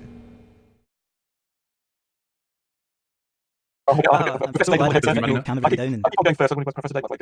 mean, we can regard it as some kind of fabric or substance unto itself. I can't really comment further, though. Yeah, I don't think we really know. And as I say, I don't think the reason I think that physicists don't like talking about the word gravity being a force is because I don't know what they call what mass does to the sheet that we visualize occasionally. That bending, what causes that bending? And they're not going to call that gravity. They're going to say the mass is deforming space-time. And what is the mechanism by which that occurs? So I don't know. Mechanism. Yeah, what the hell is that mechanism? And it's not gravity. It's something to do. And this, of course, we haven't the fact that Newton, these breaking the wand is all about this instantaneous reaction, but the fact that in this 4D space-time world, that when you have your sheet and you put two things down, it's actually the bending of space-time that causes the attraction. There's no interaction between the masses to bring them together in this 4D world. It's the fabric of space-time being curved that causes the attraction. Okay, so this brings us quite nicely to another point, which is that if mass is a measurement of inertia, and mass can warp space-time, how does a resistance to change or acceleration warp the space around about it if a force isn't involved? I'm going to fall back. I think it was MC Toon that put it in. I don't care. I care. That's fair enough, Bob. You're welcome to say that, but all I'm trying to do is see if anybody can chip in and just figure some stuff out. So it's not a test, It's just to see. That's where my we can point. go I with can't. It, It's well above my pay grade. I do not understand space-time. I can use Newtonian gravity just fine. No one understands space-time. That's why we don't have the answer to all of our questions. That being the case. Sorry, did I cut you off there? Yeah, we have observations. This goes back to what science is. Science isn't about proving things, it's about observing reality and guessing how it works. That's essentially what science does. And we guess, and then we test those guesses over and over again, and the best guess floats to the top. And the reason we're confident this space-time is a thing, or at least it's a manifestation of something else that's a thing, but it's very close to what's going on because it makes predictions. This idea of a curved space in a 4D world makes a number of predictions that we can actually test. So, for instance, the bending of light around the sun in 1919, Eddington measured the bending, and it's different from the Newtonian result. It means, and it's by a factor of 2, and he found that the bending of the light around the sun during an eclipse in 1919 agreed with Einstein's prediction. Similarly, the orbit of Mercury behaves in a way that is explained by the space-time model. Similarly, with extreme quantifiable precision. Exactly, and also the speed, gravity travels at a particular speed is also predicted by the space-time. All these things Newton's work does not predict. So these are real-world things. It's not like we're guessing at something and then saying, and it could be something else. No, it makes predictions. It has utility. To any detractor of general relativity, I would like them to explain to me what gravitational lensing is. What is that? Right? I don't understand what that could possibly be other than the path of light traveling around massive objects. Yeah, I would highly suggest not proposing open questions to them because they'll just say they're angels, and then they'll show you some. They won't say they're green pixies, though, right? Pictures of stars. They'll send you some out-of-focus pictures of stars and say, "See, this is what Jupiter really looks like." Well, no, or every single image through a telescope is fake. Yeah, they'll say that. They'll say they don't have any problem saying that. If we're being honest, I don't. How can you counter that? You can't really. There was one famous flat earther who suggested that all the telescopes that have been sold have actually got some electronic processing in them to emulate a spherical world in the stars. Can I get us back on point real quick? Okay, the questions that you're proposing are: what is gravity? What is space-time? What is light? What is mass? These are names that we give phenomena in the world. That's all there is to it. We have a collection of observations that we know are factual. Every time we look at something that does this, and we give it a name. And so it's actually backwards from the way you're proposing the question is actually backwards from what's actually happening. What's actually happening is we see these sets of observations. We don't know what causes them or why. We give it a name, and then we start proposing ideas of how it could be working under the hood, and then we start testing those ideas. Excellent point. But that is part of the problem with miscommunication is that people throw these terms around, but never really. If you can't show some kind of understanding behind these terms that you're throwing around, I think that's where you lose ground when you're just communicating in general, or obviously when you're dealing with people who just want to start a semantic fight with you, whatever. But here's the problem that you run into that people use certain terminology and just kind of they think they've just got the right to use it, but somebody else has come up with the term, somebody's come up with the physics behind it, whatever. And if you're using it, I think you should have some understanding of it. I'm not saying you want to be everybody has to be a theoretical physicist. I don't mean it that way, but you have to have some general grasp of it, or otherwise why should you be communicating that concept to somebody else if you don't even really know what it is you're talking about? You know what I mean? Well, here's the problem that we run into with the flat Earth, and Nathan Oakley is famous for this one. How do you know that space is real? Well, we've been there. Oh, you personally have been there because you said we. It's a different definition of the term we. We are talking on this panel. We as humans have been to the moon. It's the same term, but different meanings.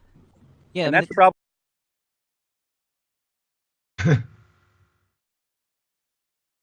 Okay, you're up. Bob, we is above your pay grade, sir, so you need to let that one alone. Hey, did you listen to that, folks? They have no friggin' idea what mass or space-time even is. The rumpus, Mr. Air, is not the atmosphere. It's that is gravity, actually the bending of space-time that causes the attraction.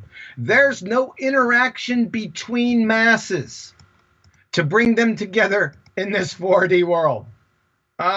We have a problem. At 10:21, the rumpus said, Gravity is what we see in our 3D world as mass attracting mass. So I don't know.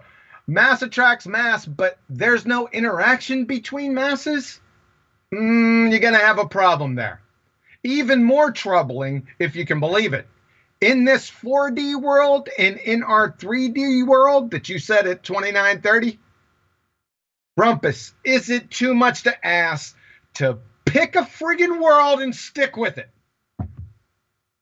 And where is this 4D world? Soundly had to chime in, Mr. Planet Orleans Parish.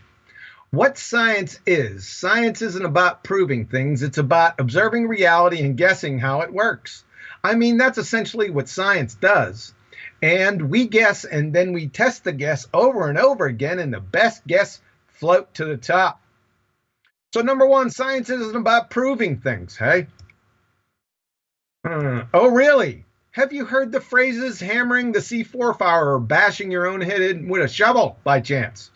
You need to acquaint yourself with those, son, because I'm going to make you chair of those committees. Experiment from the nature of science and the scientific method. Once the hypothesis has been established, it is time to test it. The process of experimentation is what sets science apart from other disciplines. It leads to discoveries every day. An experiment is designed to prove or disprove the hypothesis. If your prediction is correct, you will not be able to reject the hypothesis. So science isn't about proving things. They just clobbered you. From Dr. Craig Venter, the geneticist of geneticists.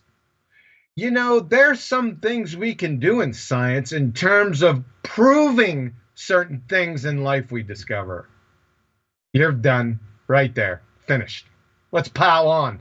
Scientists using the scientific method have proven water boils at 212 degrees Fahrenheit, 100 degrees Celsius at sea level. That's 1 atmosphere pressure, 101 kilopascals, or 14.7 psi.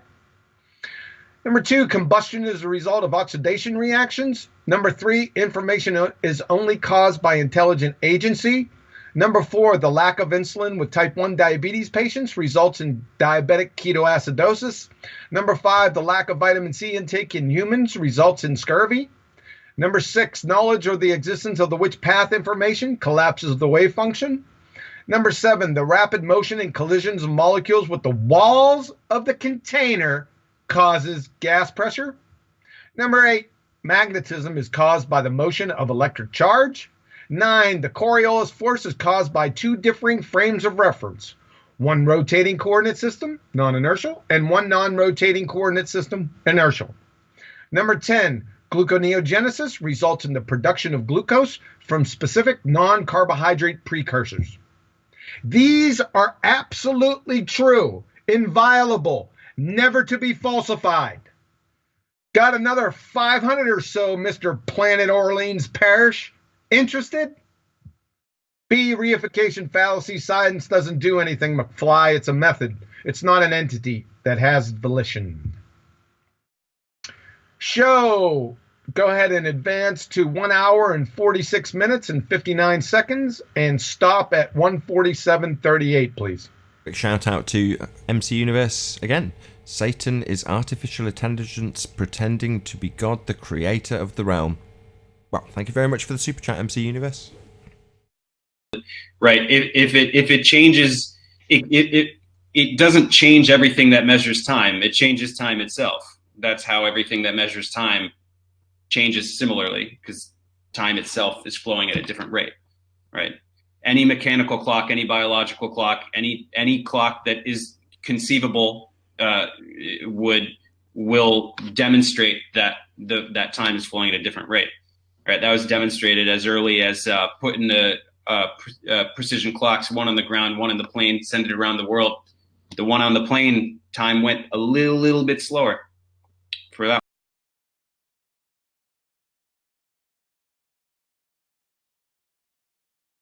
Okay, you're on. Reification fallacy. Time isn't physical, Mr. Magoo. Time doesn't flow, swim, pole vault, say, jump, run, or do the hokey pokey. To be physical, the something has to have either chemical formula or structure, charge, mass, momentum, or spin, or millielectron volts, kcals, or kilojoules. Time isn't a clock, you schmuck. Listen closely. I'm not only going to pummel your dreamland fallacy here, I'm going to eviscerate the fairy tales, special relativity, and general relativity. The three stooges, if you will. Ready? So, relativity, special relativity, and general relativity, via different mechanisms, speed versus gravity, can dilate, bend, or warp time. Primary school falsification. Time is a conceptual relationship between two motions. Specifically, it's based on an alleged single rotation of the Earth on its axis in respect to the sun, a day. It's a concept, i.e. non-physical. It is without chemical formula structure, like I said, charge, mass, momentum, or spin, or millielectron volts, kcals, or kilojoules. It has no dimensionality or orthogonality, no direction or location. You can't put time in a jar and paint it red. I mean, come on now, let's reason together. Can you dilate, bend, or warp non-physical concepts? Is it your contention that if you have poison ivy on the brain, you can scratch it by thinking of sandpaper? Freedom is a concept also. Can you bend that? That which you are using to measure isn't the thing you're measuring. A football field is 100 yards long, but a football field isn't yardsticks. If I bend the yardstick, does the football field bend also? So if something, say, affects cesium atomic clocks, or any modern clock for that matter, does that then ipso facto mean that the Earth's alleged rotation in relation to the sun is affected? These two mytho-mathematical fairy tales, special relativity and general relativity, were falsified 30 seconds after their respective publications by third graders at recess, for goodness sakes. In total, eat your massive reification fallacies on nuclear steroids. Go ahead and play from 2 hours and 10 minutes. Stop at 2 hours and 39. Oh, I'm sorry, 2 hours and 10 seconds, and stop at 2 hours and 39 seconds, please. Can I say this real quick? Yeah, go ahead. We don't know what gravity is, like what the underlying mechanism is. We have no idea. We have a set of observations, and we have a model which we think explains it pretty well. But to assume that the model is in fact what reality is doing underneath the hood is a reification fallacy. We can't do that. We can't say that the model won't change and that there might be a better idea at some point in the future.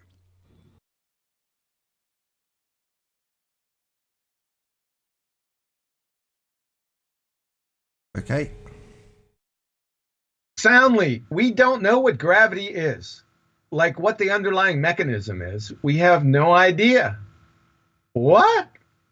It sure sounded like you and everyone else knew what it was and the mechanism about an hour ago.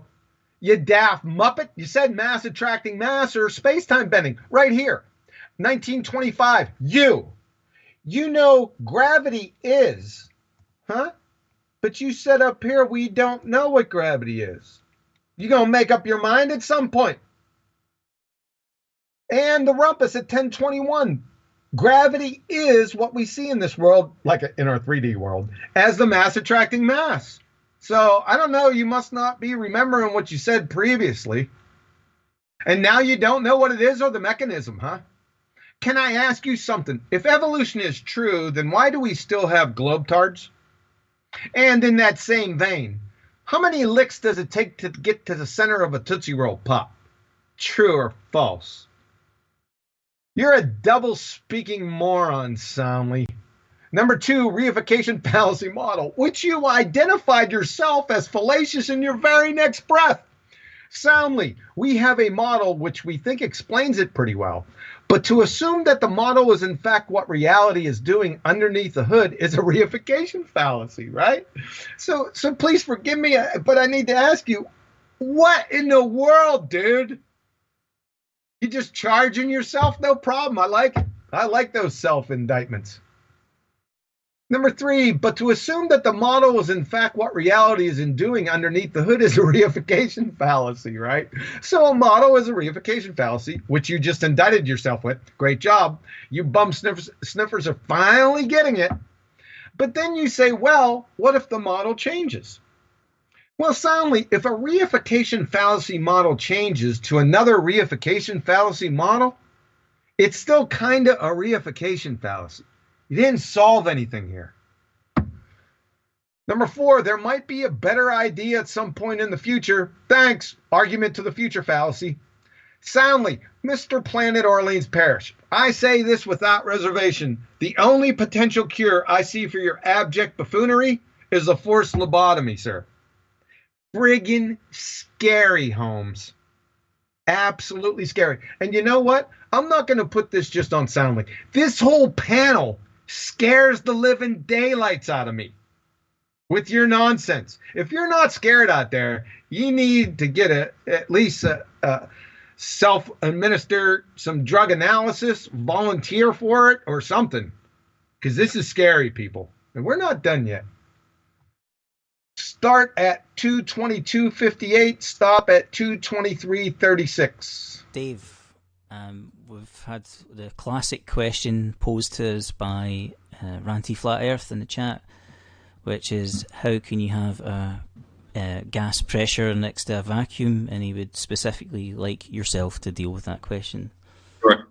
Because gravity exists, right? So my favorite is they will cite the second law of thermodynamics without knowing what the second law of thermodynamics is.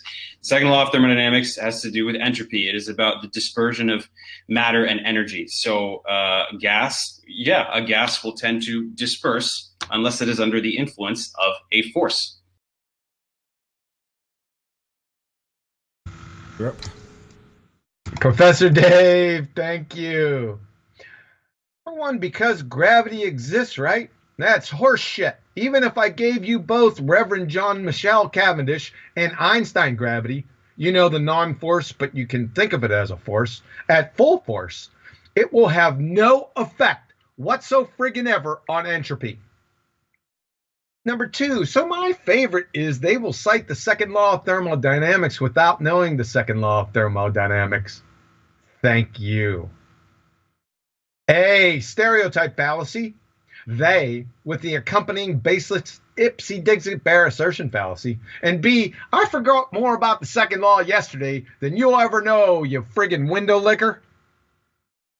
I'm going to smoke you. Essentially, here's the second law of thermodynamics, mathematically speaking.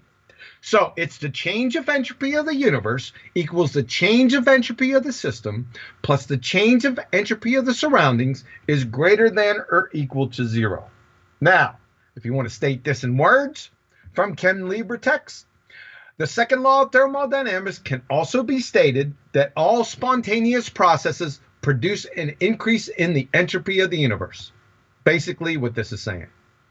You can also state it, the change in entropy total equals the change in entropy of the universe equals the change of entropy of the surroundings plus the change of entropy of the system. Now, the entropy change in the surroundings is defined as the change in enthalpy of the system over temperature. So, if the left side of this equation over here is replaced by D, that's Gibbs free energy, the equation becomes this.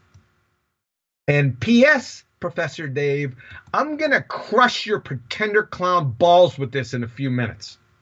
Stay tuned.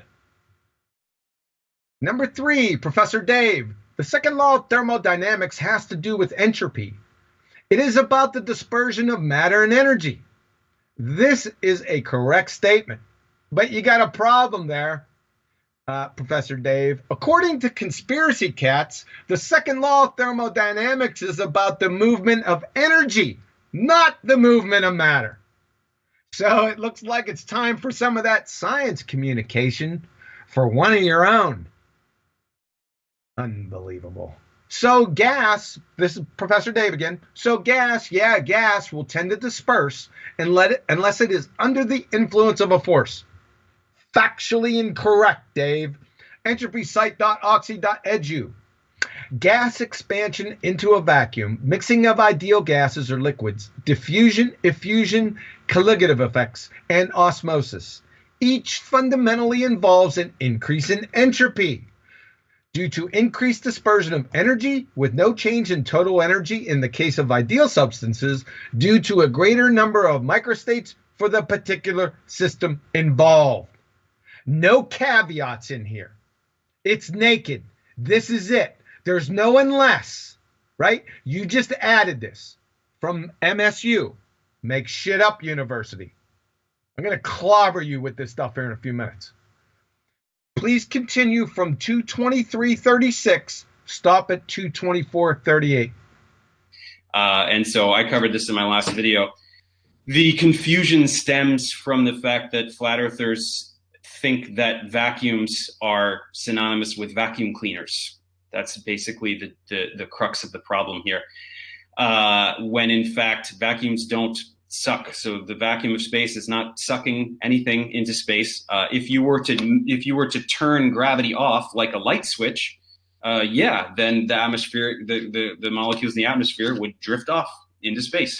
But there is a downward force holding them here, holding them on the Earth, and that is why we see a pressure gradient, right?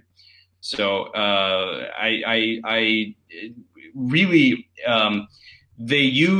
they cite the second law of thermodynamics to pretend as though they have a basis in science to ask that question, when it's really just a misunderstanding of thermodynamics.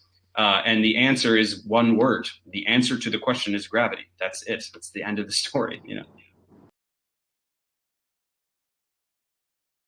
Okay. The actual crux of the biscuit here, Dave, is a stereotype fallacy with the invariable conjured baseless ipsy-dixit bare assertion fallacy and a feeble straw man fallacy. The Triple Crown hat trick again. Congrats, Dave. B, begging the question fallacy via red herring fallacy, pressure gradients, right? That's not the subject there, Dave. The question is, how do you have gas pressure without a container? I'll make it simple for you.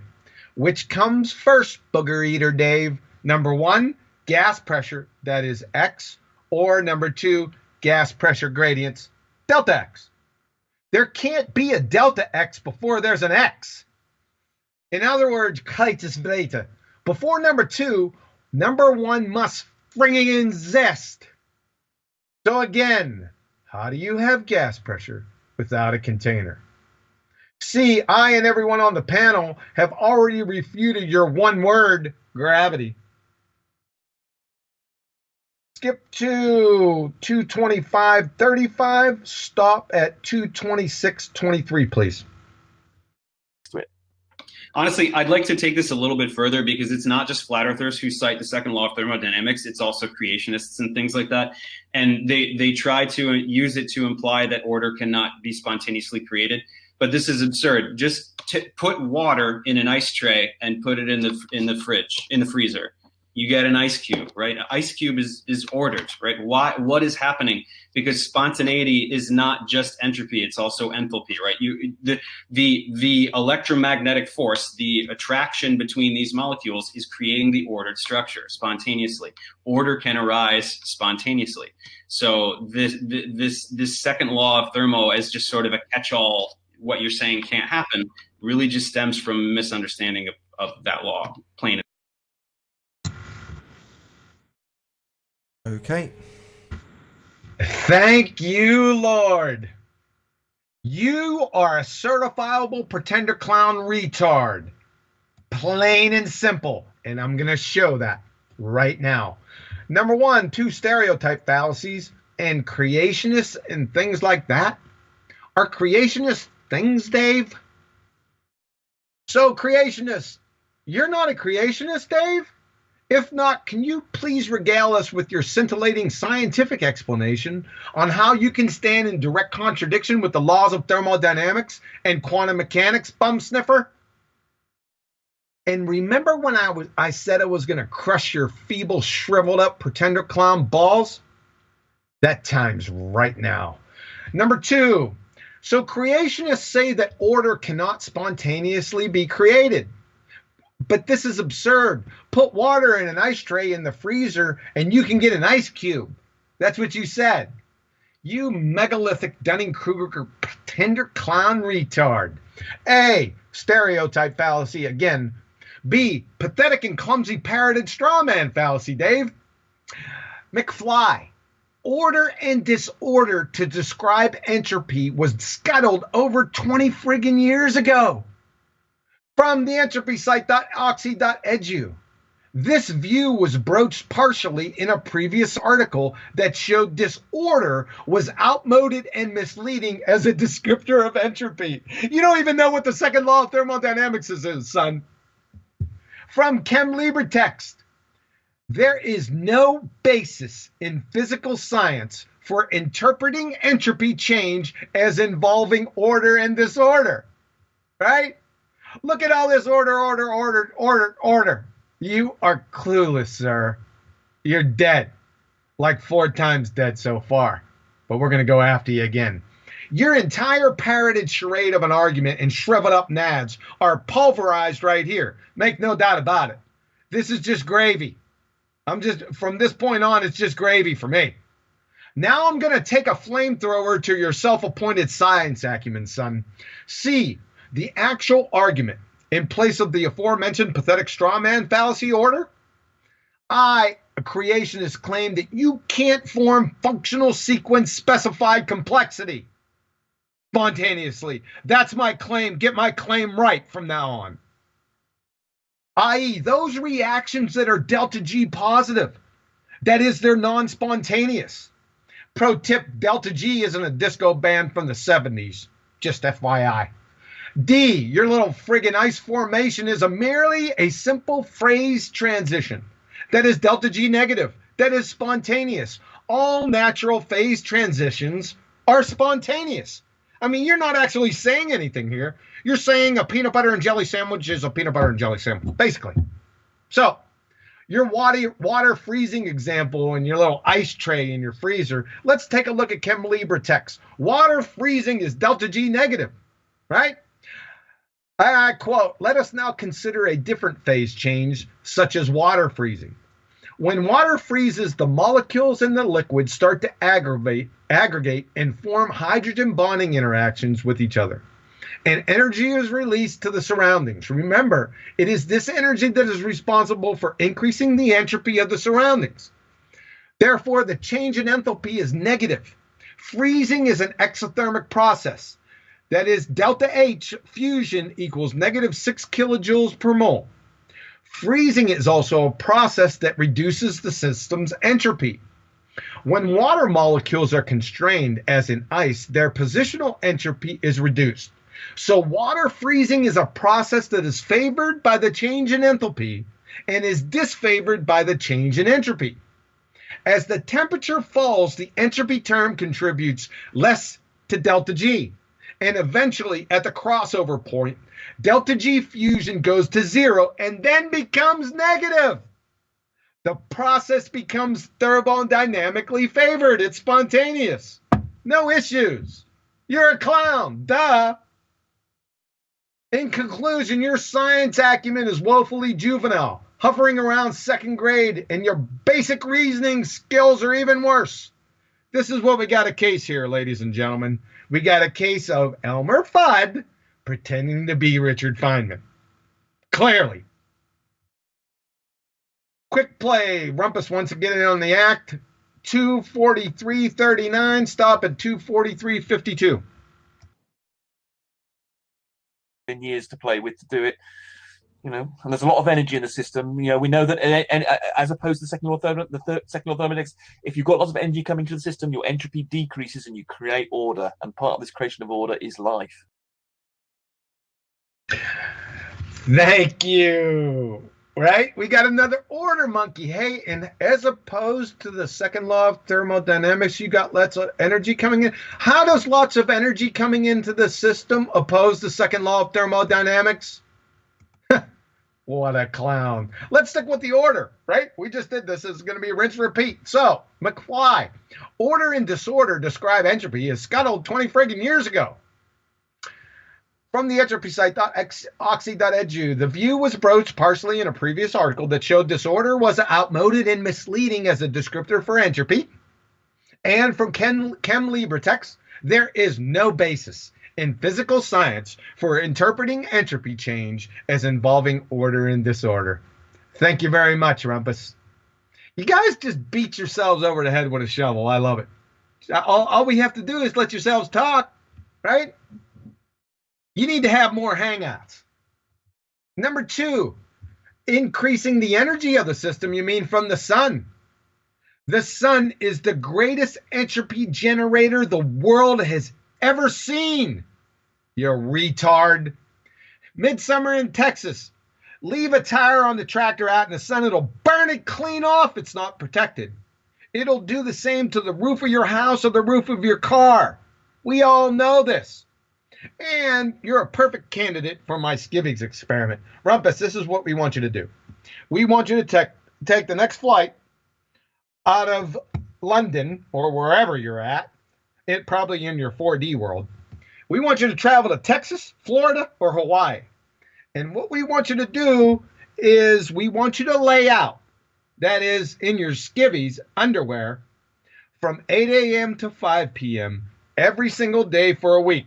Now, we're going to give you food and water. We don't want you to vapor lock. So from 8 o'clock in the morning to 5 p.m., Monday through Friday. And we want you to tell us at the end of the week, after you get out of the hospital, whether your skin has increased or decreased in entropy. Wow. 3, create life. Where'd you get matter without knowledge of the witch path information, bum sniffer? See, quantum mechanics, we could essentially stop right here. I could stop, but where's the fun in that? B, listen closely. Functional DNA, RNA, and proteins never spontaneously form naturally outside already existing cells from sugars, bases, phosphates, and aminos, respectively. It's physically and chemically impossible. That's just the hardware.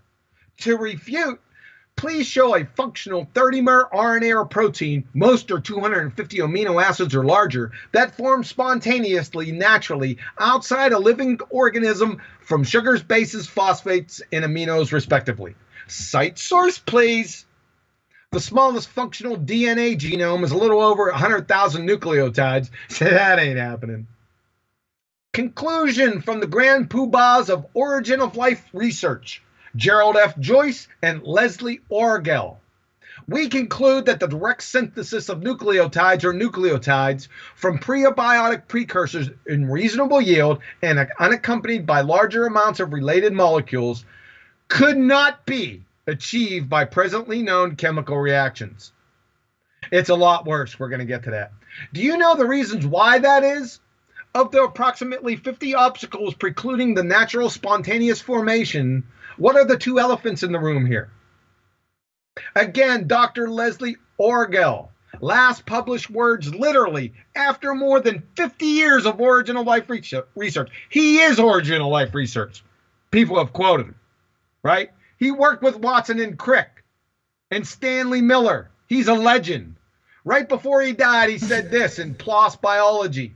However, solutions offered by supporters of geneticist or metabolist scenarios that are dependent on if pigs could fly, hypothetical chemistry are unlikely to help. Just in case you are wondering, geneticist and metabolist scenarios up here, geneticist means DNA and RNA first, metabolist means proteins first, just to be clear.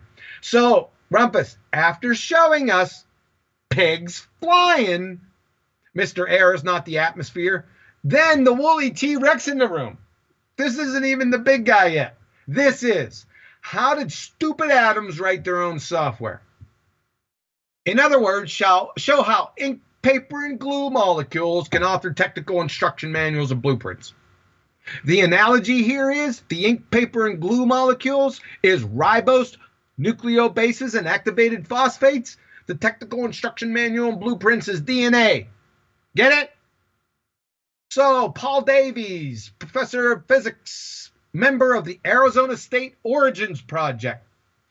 DNA is not a special life-giving molecule, but a genetic data bank that transmits its information using a mathematical code. Most of the workings of the cell are best described not in terms of material stuff, hardware, but as information or software. Trying to make life by mixing chemicals in a test tube is like soldering switches and wires in an attempt to produce Windows 98. It won't work because it addresses the problem at the wrong conceptual level. Duh. Let's hear your answers, Mr. Air is not the atmosphere pretender clown. All right, let's head back to Dave and give him the death blow. Play 242.22, stop at 243.06. Hey, Dave, are you going to say something? No, I just, my only contribution is wherever possible, I like to try my best to explain to lay people the mechanisms by which abiogenesis absolutely could have happened. We don't know what happened, but a lot of people try to present the idea that it is impossible. It's definitely not impossible. It just, to understand how it could have happened requires reasonable amount of knowledge in organic chemistry and biochemistry and biology. So I try to teach that whenever possible. But certainly we don't know precisely what happened, of course. But I just like to show here are some things that may have happened. And it's not as outlandish as people suggest, right?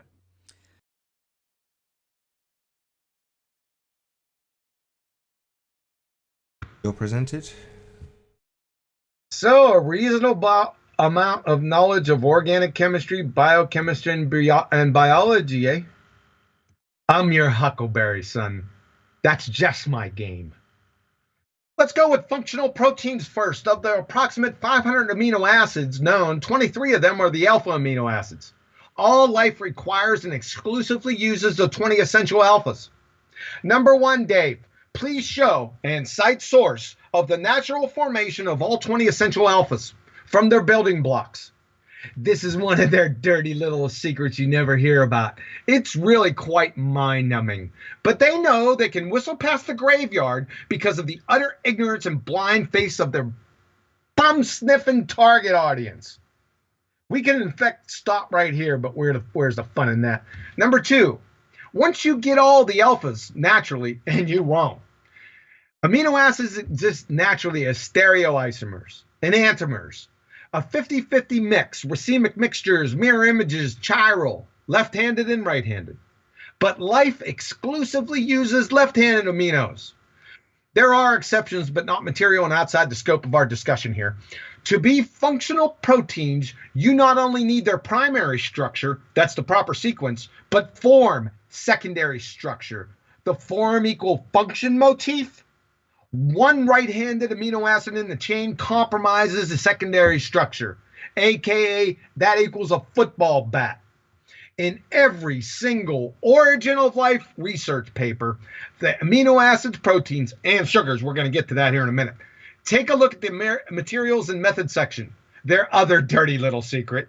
You'll find every single time the word purification or equivalent, or they just friggin' start with the oligomers, right?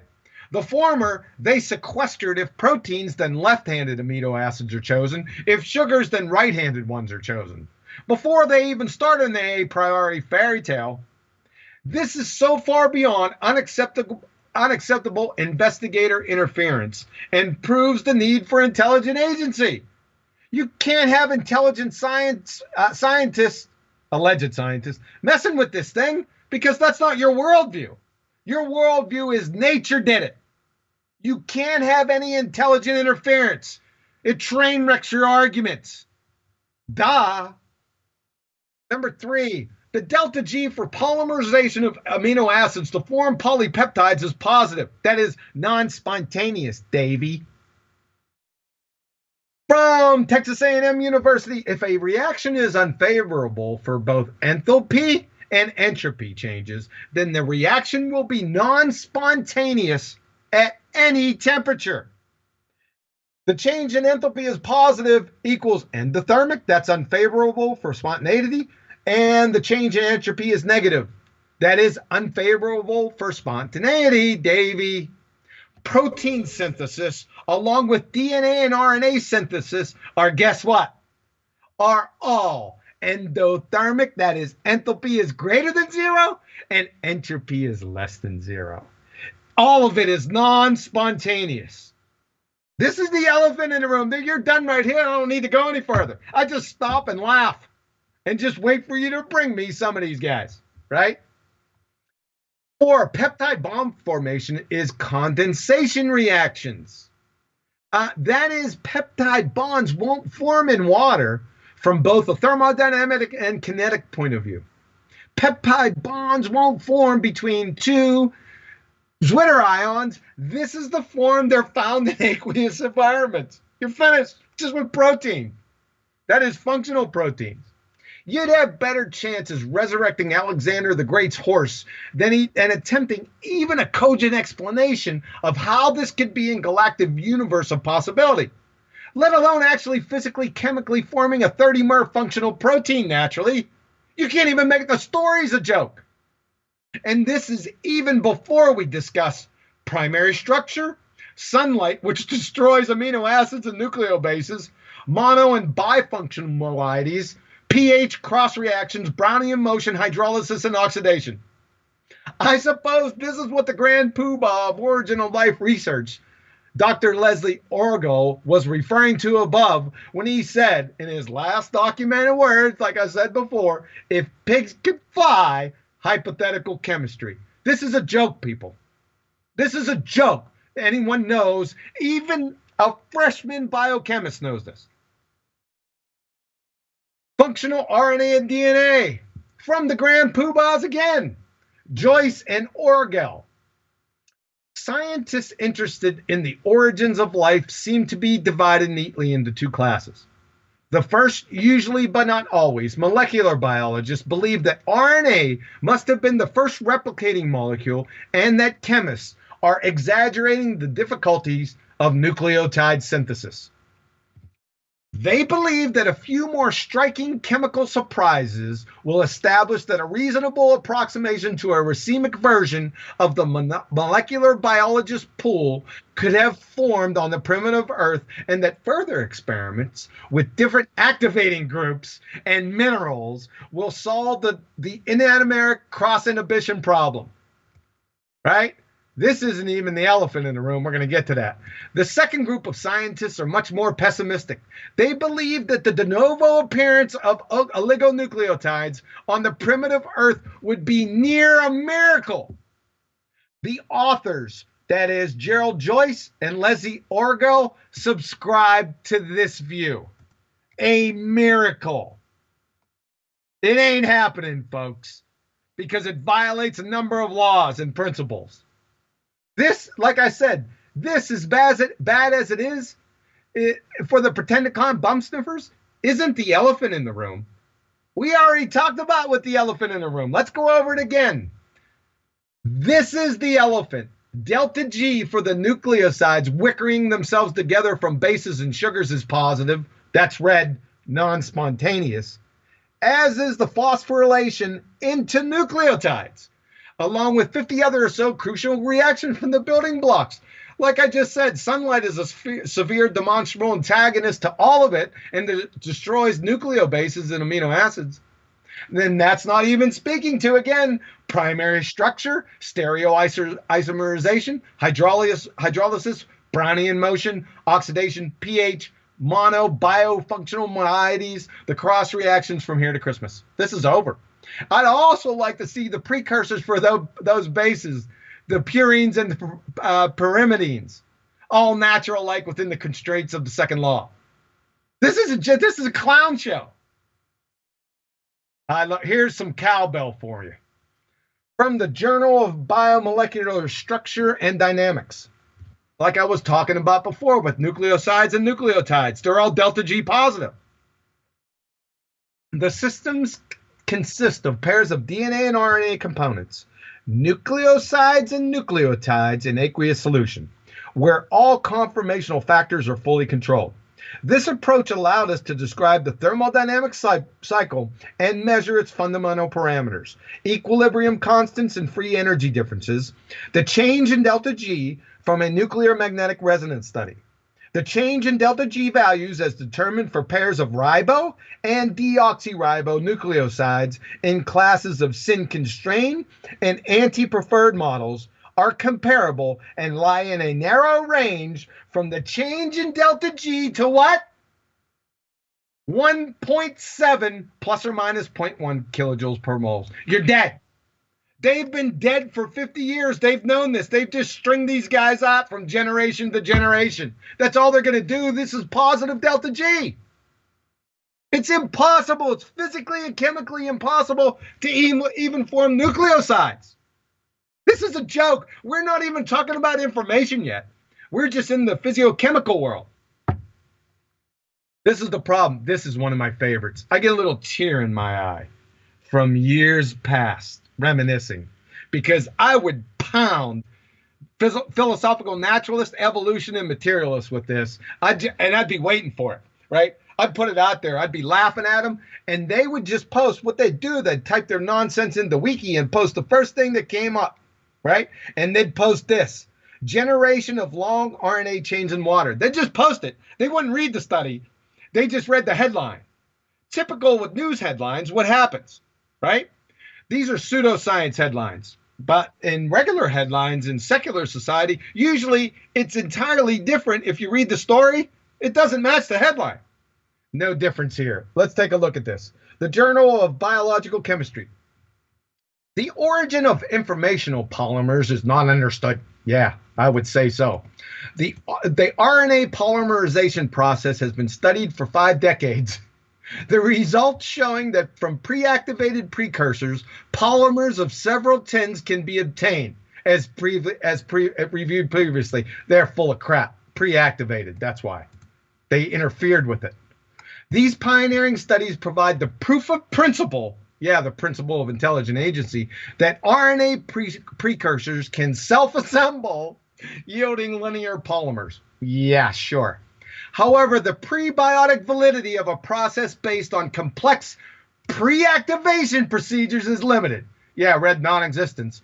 And the problem of defining a prebiotically plausible chemical and thermodynamic scenario for the synthesis and accumulation of informational polymers remains open. Listen closely, folks. Here comes the ringer. The core of the problem is the standard state gives free energy.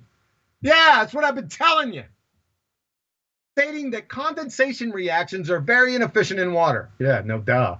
Given that extant polymerizations occur in water, this is a major difficulty, only partially solved by the fact that these processes at present occur inside the active site of enzymes, proteins. Where'd you get them? Where water activity may be drastically reduced. Yeah, in the ribozyme. Where'd you get those 2 parts?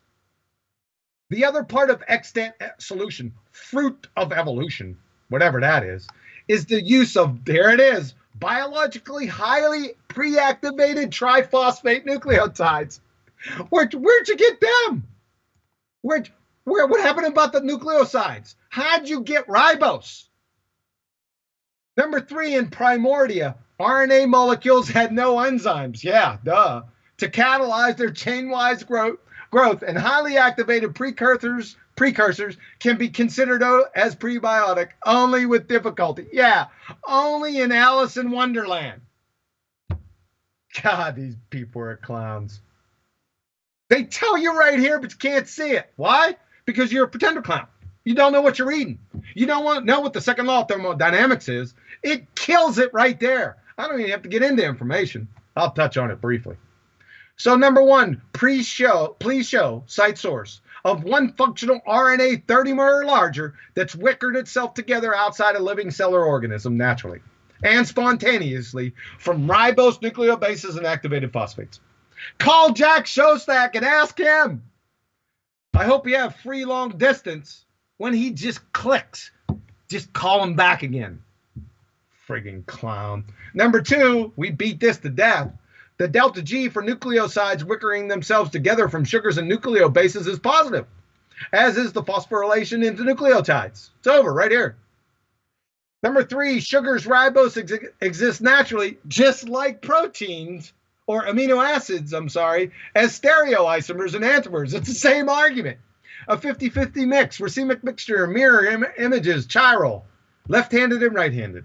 But life exclusively uses right-handed sugars. To have functional RNA, you not only need their primary structure, sequence, but form secondary structure. Form equal function. One left-handed sugar in the chain compromises secondary structure. That means you got a football bat. Let's listen to Leslie Orgel again tell you about it. Equally disappointing, we can induce copying of the original template only when we run our experiments with nucleotides. Where'd you get nucleotides from? Having a right-handed configuration. All nucleotides synthesized biologically today are right-handed. Yet on the primitive Earth, equal numbers of right-handed and left-handed nucleotides would have been present. What's primitive Earth? Where'd you get that? When we put equal numbers of both kinds of nucleotides in our reaction mixtures, copying was inhibited. That means it didn't happen. This is a joke. It's not even the elephant in the room. Number 4, in most cases for RNA to function, it also has to form secondary structures, like I said, which are also conformational and mediated by functional proteins. That means you have to have ribose and proteins, right? Ribosomal RNA, RNA polymerase, microRNA, small nuclear RNA, small cytoplasmic RNA. All these are ribonucleoprotein complex. Where'd you get the proteins? Then where'd you get the ribose? Or the nucleosides, then nucleotides. This is a joke, biochemically speaking. And like I said, the elephant in the room is information. We didn't even talk about that yet. The N-glycosidic bonds along the backbone of RNA and DNA are chemically indeterminate. That is, any base can attach. Therefore, the meaning is coming from outside the physical-chemical forces and structure of the molecules, respectively. It's that easy. Again, Paul Davies, DNA is not a special light-giving molecule, but a genetic data bank that transmits its information using a mathematical code. Most of the workings of a cell are best described not in terms of material stuff, hardware, but as information or software. Trying to make life by mixing chemicals in a test tube is like soldering switches and wires in an attempt to produce Windows 98. It won't work because it addresses the problem at the wrong conceptual level. Number 6, you have to be able to show where the information is. Pull out some DNA with a microscope and show us the information. Show me where you got amino acyl tRNA synthetase from. I want to see it in DNA. It'll be like showing the friggin' social security number of the Keller Yellow. Best wishes, since information is semiotic. This collapses, like I said, the whole fairy tale before you start. All the above is laughingly academic anyways, because remember when I started? Where'd you get all the matter from without knowledge of the witch bath information, bum sniffers? See quantum mechanics. In conclusion, you're all demonstrated pretender clown bum sniffers who collectively couldn't pass 5th grade general science or a 60-level basic reasoning course.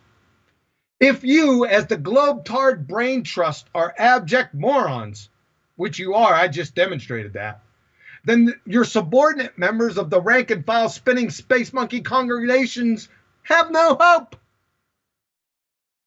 By the way, the logical fallacy count, I reviewed 32 minutes of this 3-hour presentation. All those time hacks come out to roughly 32 minutes. I counted 46 logical fallacies. That's 1.4 fallacies per minute. Timmy Clown was just hovering around 1 fallacy per minute. So Timmy Clown, you can hold your head up high. Your priests are smashing it. Thanks for your ear. Have a nice day. But P.S. Are we ready? Listen, yesterday when I was tweaking this presentation, the final tweaks, somebody had to send me a video, Ranty's video, of Bob, the pseudoscience fallacy guy. They had to do it, right? Had to interrupt me. So, and I got in late, and all I heard him talking about was the stupid gyro compass. Just because gyro compass, that means the Earth's spinning. This 2015 nonsense. So we're going to go ahead. Let's pummel Bob one more time. I mean, he's like twice and 3 times dead. But let's go ahead and do it anyway. Nathan, go ahead and play that. That's from 1607 and stop at 1617, please. Compass. And here is an example of a Sperry gyrocompass. Okay, ladies, it's time to line Oh, up. sorry. Claire Advert. ordered her bouquet today at 21:40. These are marine compasses. They do not rely on the magnetic poles of the Earth to find true north. That's fine. Is it up? Yep. So Bob, the pseudoscience fallacy guy, Mr. Cygnus Octeris, that's where he said in this presentation, he said that. It's so funny. So this is what he said. And here's an example of this very gyro compass. These are marine compasses. They do not rely on magnetic poles of the Earth to find true north. I nearly fell off the chair, right? Like I need to provide citation for this. I mean, anyone that's done any land navigation knows what the score is here. I'm gonna do it. It took me less than a minute, right? So, gyro compasses. This is how stuff works. Gyro compass. A spinning gyro compass, if supported in a gimbaled frame and spun up, will maintain the direction it is pointing toward, even if the frame moves or rotates. In a gyro compass, this tendency is used to emulate a magnetic compass. At the start of the trip, the axis of the gyro compass is pointed toward north using what? Magnetic compass. We all know this. You said they don't rely on this magnetic. Yes, they do. That's how they know to point north.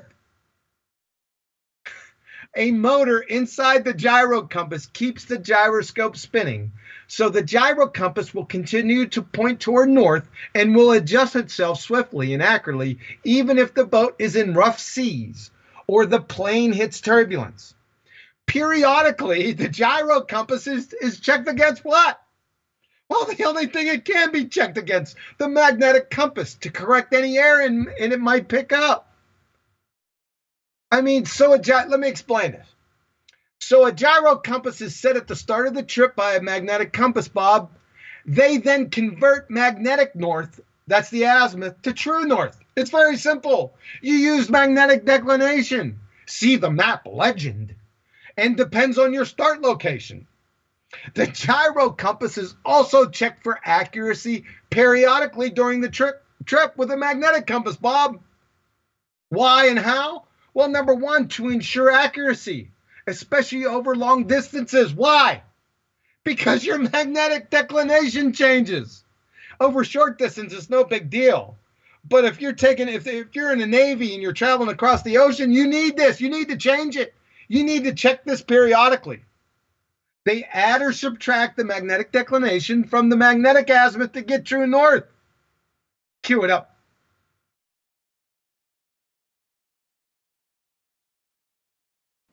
Cue it up.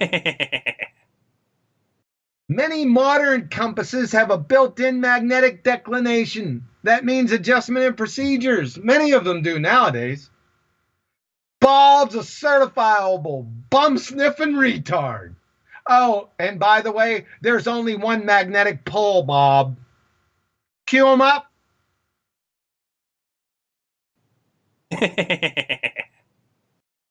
Thanks for your ear. Have a nice day. Okay, so I'm going to get hold of, hopefully, the actual BALLBUSTERS team now on Skype and then take a few comments from the Discord server as well. So there is a link below this video if you do want to have at least a small part of the live show, and there will be an after show to follow, again, with the Discord server and hopefully the rest of the BALLBUSTERS team. So that's precisely what I'm going to do now. Hopefully I'll get hold of them in the meantime. So, yeah, a massive shout out. I think there was one last shout out to Eagle Plane and Anchor, who said to shout out Ron Burgundy. So, yeah, I suppose shout out to Ron Burgundy, as that's perfectly reasonable, having had a super chat specifically for just that. So, hopefully. That was an excellent, excellent presentation, by the way, John. Excellent. Thank you, sir. Shout out to Sam Hine for smashing the super chat. He says, Nathan, please tell QE that I love him. Purely platonic. No response. Thank you for the super chat, Sam Hine. I'm sorry. Thank you very much. I love you too. Just get in line, man. The line's long. Excellent stuff. Okay, so we're also joined by Chocolate Saiyan, Sleeping Warrior. I think we've also got lots of background noise. Hello, hello. Hello, hello. Yo, yo. Hello, hello. Let me just say something really quick, and then I'll drop because I'm not in an ideal situation at the minute for chatting. This gravity not being a force thing, it absolutely kills their arguments, because if gravity is not a force, even if you treat it as a force, it's still not a force. It means that they've got no explanation for why the waters of the oceans stick to the outside of a ball. They've got no explanation for why the atmosphere doesn't immediately burst off into the vacuum of space. And it also means that they've got no explanation whatsoever for what's causing the tides. As we're told, it's caused by the moon and its gravitational pull. If gravity is not a force, none of them things are attributable to gravity, but all of them are required to live on a ball. So basically, the ballers can't explain anything if gravity is not a force.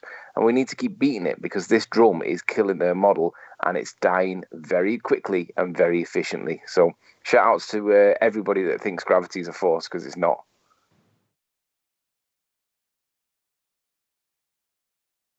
Good stuff. Who else have we got on the line? Have we got Paula? Yeah, it's one of those days when you show up for work and they tell you to come back 6 hours later, but it's all good. And I think overall, the problem, I think, is that mainstream science keeps changing what's true today.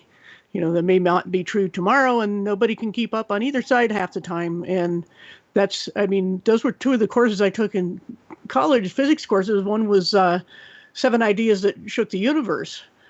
And what that means is that they keep changing their whole paradigm. And this is nothing new. They're trying it again, only they're confusing themselves, I think, with their own terms. Absolutely. Spot on. Or, what is it, MSU University? Yeah, pretty much. We've got Betty. Oh, another shout out to Eagle Plane and Anchor. Says, Sam Hine is a legend. I agree. $50 super chat. Thank you very much to Eagle Plane and Anchor. And Sam. You there, Betty?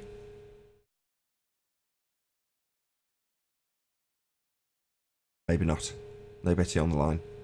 Who else have we got? Chocolate saying.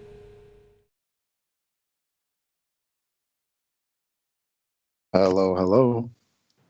Silky smooth today for BALLBUSTERS. Lovely to have you. Thank you. Thank you. Yeah, it's your first time, right? Welcome. Yes. Yeah, that's a good point. Yes, First sir. time having Chocolate saying on here. He certainly makes an impression on the debate each day, and indeed on Iron Realm Media. Superb, superb.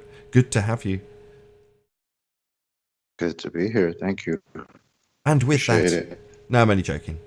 And with that.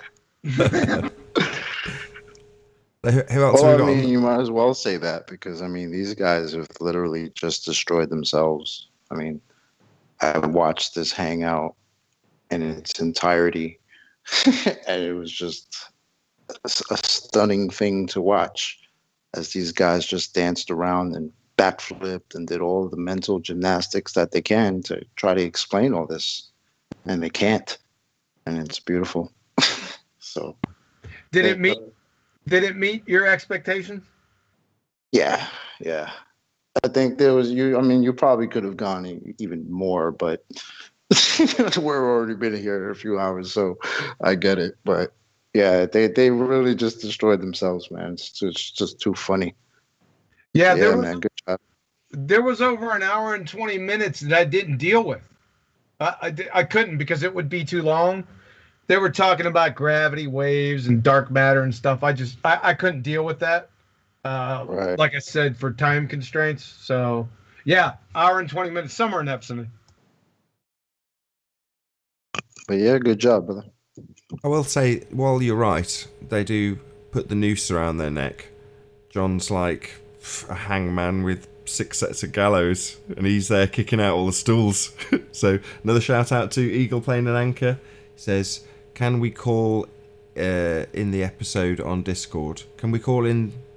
I don't really understand what you mean. Can we call in the episode on Discord? I will call in the Discord people in a minute once we've rounded out anybody else who's on this BALLBUSTERS call. Have I missed anybody? Because I can't actually see who's in the call. I don't think you have. It's Paula and Chocolate, me and you. I think Anthony had to go. Oh, perfect. Well, in that case, I'll open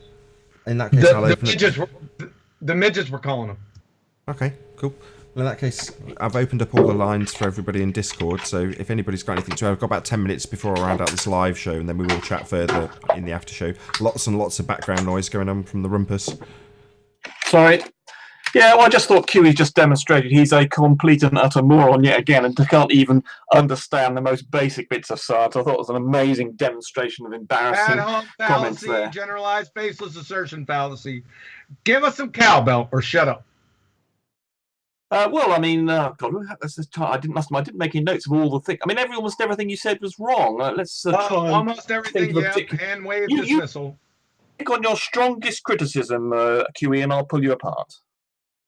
Yeah, you're done, Rumpus. You're finished, Mr. Order. You don't even know what the second law of thermodynamics is. This point you've just made, and I'll destroy your rebuttal.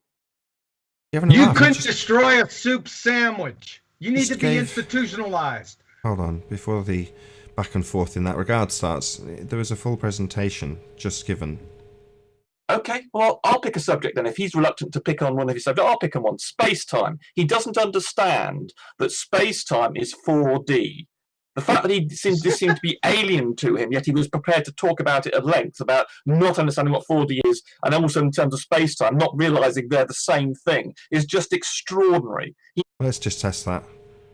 So, do you understand the concept of length, breadth, depth, and time? Or is it pseudo-Riemannian force space? Is that something beyond you, QE? I understand the concept. It's just not real. Rumpus he was talking about two worlds, a 4D world and a 3D world. Which one do we live in, Rumpus?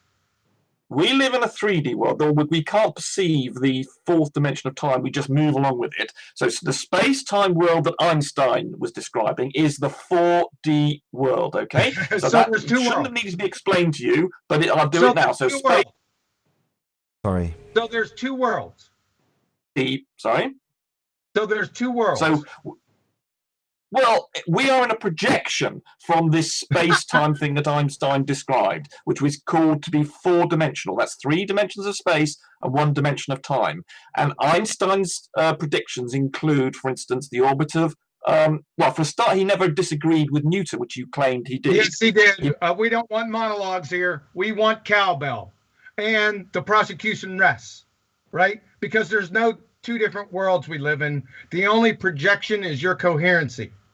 Yeah, we got clarity. So Rumpus makes it clear. We live in a 3D world. Einstein's describing something completely different, though, isn't he? A world with 4 dimensions. That's right. This 4D world, This 4D world, let's just get some clarity about that. We've already got double speak. We've only had about, 2.5 minutes from him? So this 4D world, do you mean this 4D world? We live in a 3D world. So no, you don't mean this 4D world then, do you, Rumpus? What? There is a... Yeah, you stuttering, stammering buffoon. End of your conversation here, moron. Bye-bye. So, who else we got in Discord? Anybody else got anything to chime in? Got about 5 minutes left on this live broadcast. We will chat to you all. We'll open all of your mics when it comes to the after show. Any more for any more? He probably didn't like my skivvies experiment. Well, we'll see. Hopefully he'll take part in the skivvies experiment. We shall see. Appealing to a dimension you can't see, doesn't exist, can't test, is pretty pathetic, I think.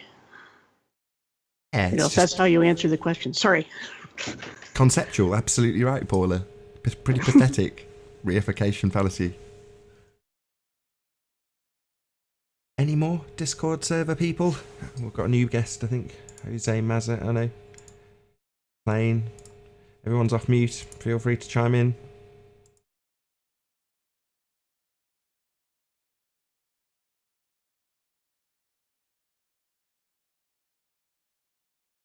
Last word, if you like, Rumpus. by Newton's laws and can be explained by treating the world as a 4D world of which we are a 3D projection. Similarly, the bending of light, the speed with which gravity travels is also explained by general relativity, which we cannot account for by just giving a 3D consideration. Also, QE got all confused about the deformation of space-time and the fact that I'm saying that mass doesn't attract mass in the 4D world. No, it doesn't. It's the fabric of space-time. It's the curvature of space-time that causes us to move, and it's the mass in that world that causes the space-time to curve. And he's got completely confused. Show the experiment. Well Show said. the experiment. Walk us through it. What's the experimental validity that comes along with that assertion, Rumpus? Right, because by why are you interrupting me? Right, so the consideration of the Jesus Christ, will you shut up, whoever it is? No one interrupted you. Right, I'm trying to give an answer to the question. Right. So you're asking me what experimental evidence we've got for this 4D world. This 4D world makes a number of predictions. One, the bending of light around gravity. Oh, Jesus Christ. Can I finish a sentence? Right, no, so I want you to walk us through it. Yeah, we asked for the experimental validity, and you're already telling us with doublespeak how a 4D world is a 3D world, and you're saying the 3D world isn't good enough to explain stuff in the 4D world, but we don't live in the 4D world or concern ourselves with how complex the explanations aren't sufficient with 3D worlds that we actually live in when it comes to your 4D world reification. That's not that important. So, who cares? But, I don't know, there must be somebody else in Discord that wants to add something other than Rumpus, maybe? Well, Dougie. we can go through. We can Hold on go one through second. it with them. Sorry, hold on. Don't want to. We've only got 2 or 3 minutes left. Go ahead, Dougie. Okay. I was just saying, Rumpus were literally just explaining it, and you're just talking over him. I don't understand if you can hear or not, or if you can hear him. I don't know. Yeah, we hear him all right. You just muted him on purpose. I mean, you are quite quiet for me as well, so. I'm quite quiet. It might be on my end. Right, Rumpus seems to were think talking that... through Mike and you guys were talking at the same time. You see, Rumpus has explained that we have a 3D reality. That's how we actually experience the world. But there's a problem using 3D reality to explain the 4D world. But we also established with Rumpus that we don't live in a 4D world. Was that not coming through clear on the Discord server? Yeah, we don't live in a 4D world. That's an Einsteinian world. The world perhaps you live in, I'm guessing you think the world's a sphere. Am I right? Yeah, man, I'm not going to debate you on this. I'll leave it to someone who knows what they're talking about. Really? Like what? Like Rumpus? Oh, he seems to think you live in a 4D world, my friend, even though you don't live in a 4D world. That wasn't clear enough on Discord, then I'll make that absolutely abundantly clear. You fantasist fundies think you live in an Einsteinian world. That's a reification fallacy. You don't live in a 4D world, you live in a 3D world. That was made clear by Rumpus. So, I don't know what you think needs explaining. Maybe the model that you reify needs explaining better to you. I understand, we don't live on a model. Any problems? Maybe bleat that I didn't let Rumpus talk enough? Explaining how we can't explain a 4D model with a 3D actual world that we live in? Bleat some more, my friend. You've got 2 minutes. Well, maybe we can have him in the after show walk us through the experiment. Yeah, that's what we actually asked for, my friend. And then he said that the model makes predictions. Those were his first words. That's where we cut him off. Shut that shit right down. Because we don't give a crap about his model and its explanations. We asked for scientific validity. Maybe you'd like to bleat. You seem to have gone very quiet, Dougie. Oh, I said I'm not debating you. I'm just listening in. I'm not debating you. You were complaining about him being shut up. And you're saying you don't want to debate. No, I heard you were that. I'm not deaf. something. Sorry. Yeah, we don't need explanations, son. We need experiments. No just so stories. We need him to walk us through the scientific method. I'm not going to listen to any of his monologues. We need cowbell. I got a fever, and the only cure is cowbell. Got it? With that, I'm going to say a huge, massive, enormous thank you most importantly, to QE for making this presentation possible. An absolute demolition of all the fundies. Oh, I got another super chat right at the end. So a massive shout out to, I can't read it with my lights on. I think it's Grave Lodger 1. Thank you very much. I always enjoy a QE presentation. Great work, sir.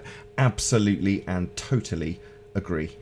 Again, a massive thank you to QE for making this presentation possible. Of course, a huge thank you to all of you in the live audience for tuning in, hopefully sharing, subscribing, smashing the super chat, all that good stuff. A massive thank you to all of today's limited, although it was, Discord server for making the public interaction part of this server. Stay tuned if you're watching on the Nathan Oakley premiering stream, as this after show will continue after the end credits have rolled.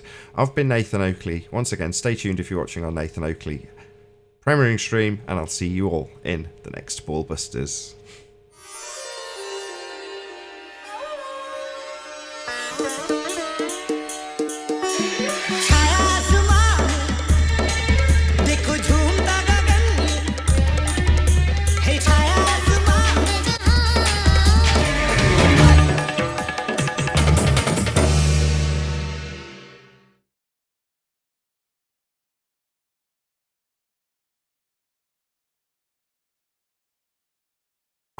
Top of my game, I was.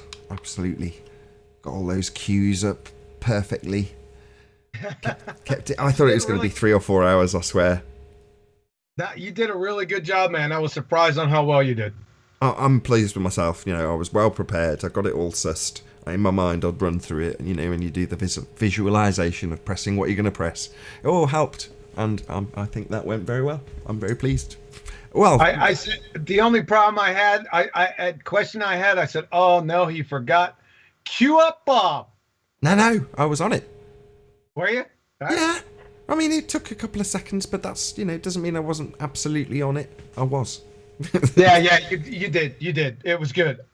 Really good. Yep. Hey, listen, I might have to step out for like 10 to 15 minutes coming up here in a few minutes because pizza and wings are coming.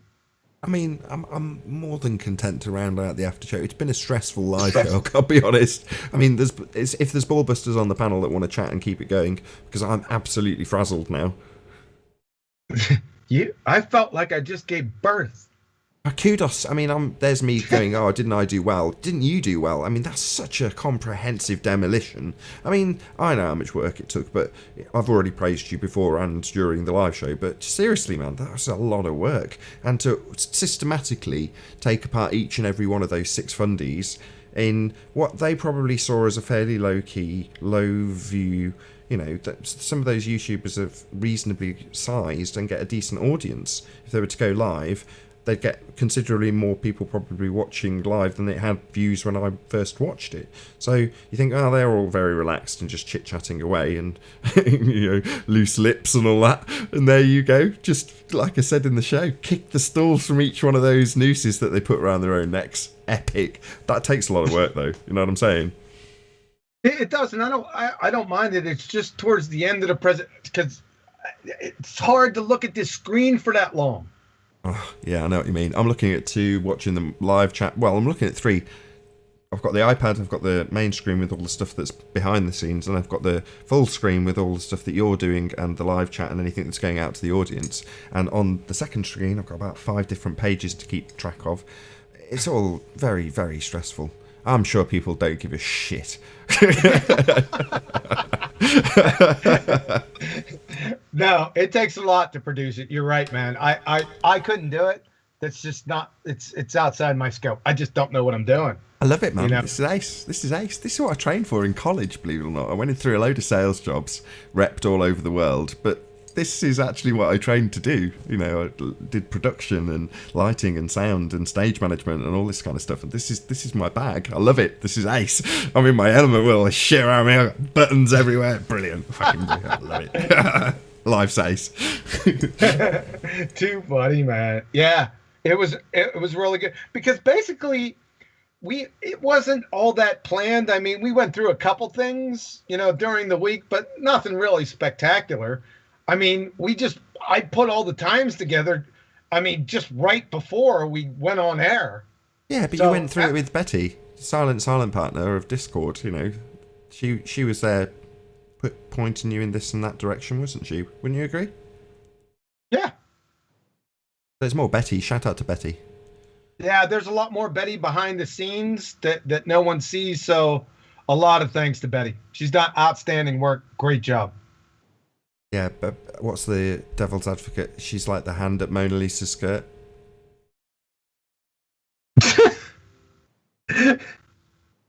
Yep, that's the line. John, Is she, the after show is filling up. You better move. Oh, can somebody boot them to after show? I might round out the after show shortly. We'll see how it goes. If John disappears and nobody's chatting, I'm frazzled, as I say. I can get in there and move him. No problem. Hold on. Okey-doke. You want him in the after show? Let him loose. Okay. One moment, please.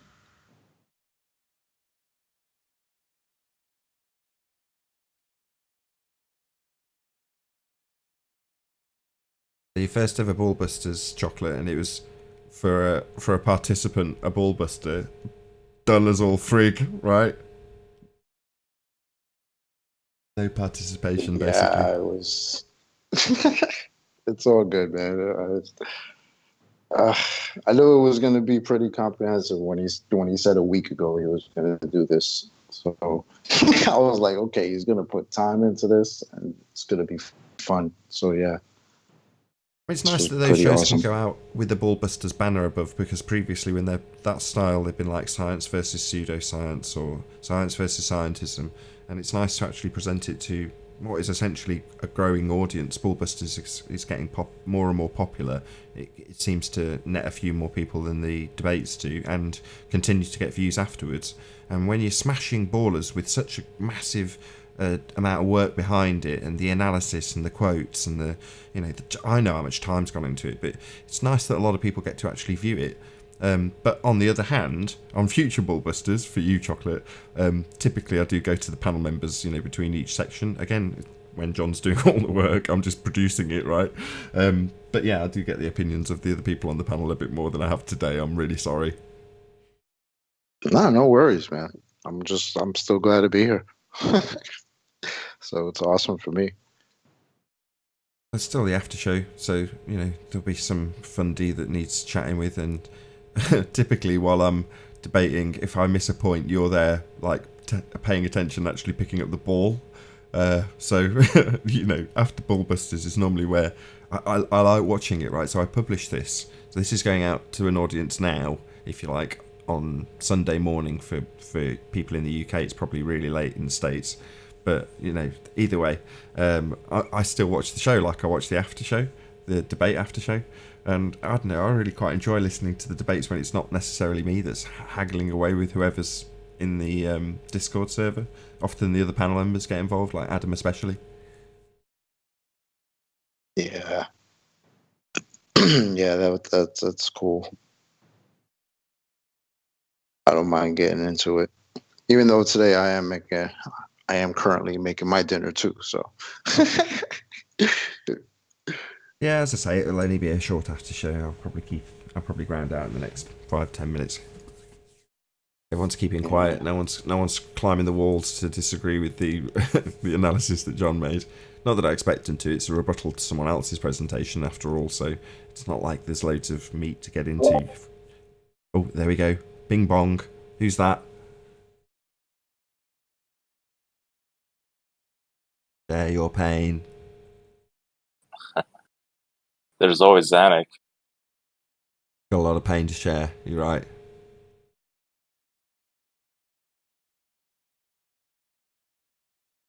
I've got to make a correction. I said $50. That Sam guy gave me $100. Holy jeez. Deserves a second shout out, really, doesn't it? $100 super chat. Wow. Hey, what's up, guys? Can you hear me? We hear you. Hello, who's that? Eagle Planet Anchor. Hey, one of my Patreons. Thank you for all the super chats. Really do appreciate your support. Seriously, thank you. Thank you. Oh yeah, no problem. Mine were only like $2 though. He was throwing out. Yeah, that Sam guy's super generous, eh? Yeah, no, I used to throw $2.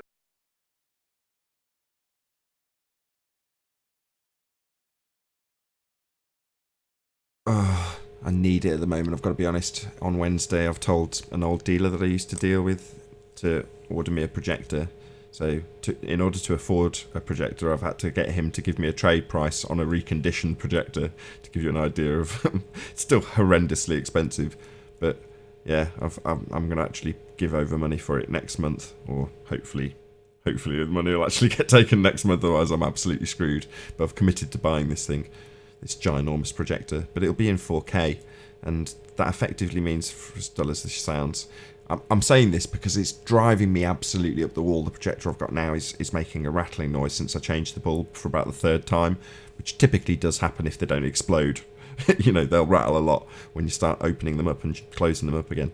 But in any event, it's driving me bonkers, and I need more screen space. I've got too many things to flick between them, and I do sometimes lose track. So hopefully with more pixels, i.e. 4 times as many, it's like, hopefully it'll be like having 4 times the screen real estate. Should be. And that'll mean I can lay things out in such a way that I can actually see everything. And it won't be driving me absolutely bonkers with these bloody rattly fans. Or whatever the hell it is, the colour wheel, God knows what. Anyway, it's making a lot of noise. I daren't open it up. I've tried that before and you end up just breaking something. It's so bloody fragile. But to bore my after show audience, I'm getting a new projector. It's just another bloody expense, and I'm just so bloody grateful to people like Sam smashing the super chat and people in Patreon. Otherwise I'd just, at the end of the day, this would go bang and I physically couldn't run the show on one screen. So it'd be like, what do I do? So yeah, thank God people actually do support me. One thing I noticed on the Discord, though, Nathan, is that you come in broken and stupid sometimes. It's what we say in the military, broken and stupid, when it's just it's like a bad I know what you mean.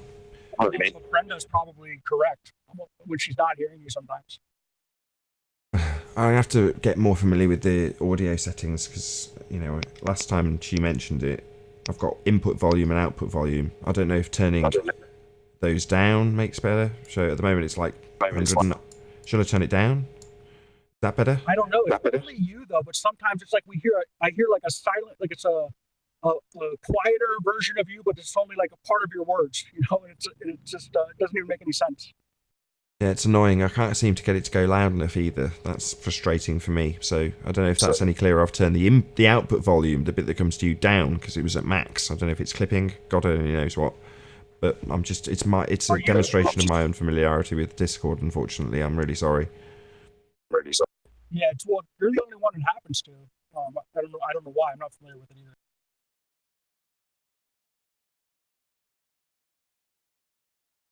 Yeah, you've got input volume turned to halfway as well.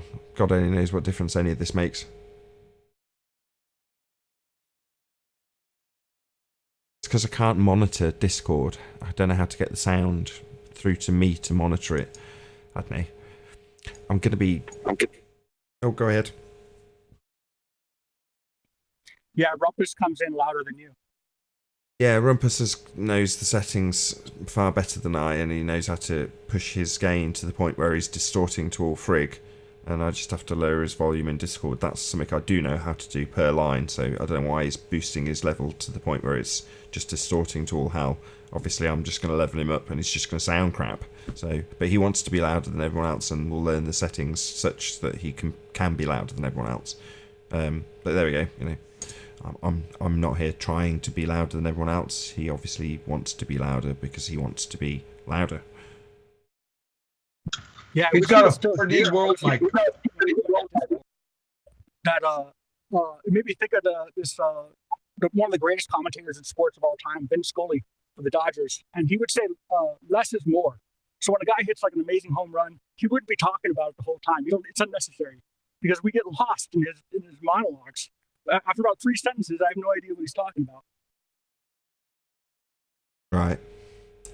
Yeah, I mean, that's the name of the game for the Globers, because at the end of the day, they're on the the losing end of this argument.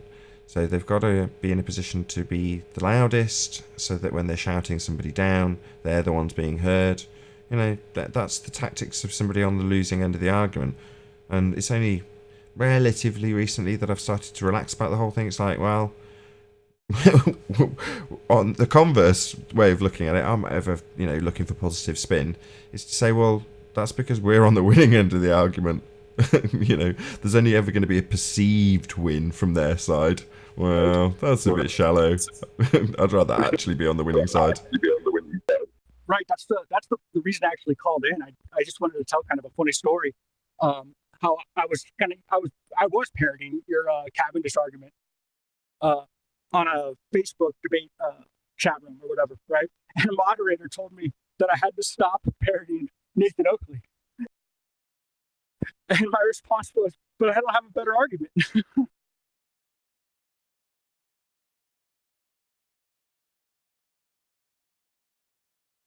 Okay, so weirdly, output from my desk is labelled input on Discord. So am I any clearer now? Or louder? Yeah. Okay, the other thing I've got is an input sensitivity meter. So if I turn that up, which I was told to turn down. Is that better? I think so. Okay, well, I mean, I've got a bit of feedback from you, but thank you for letting me do a bit of audio checking on Discord.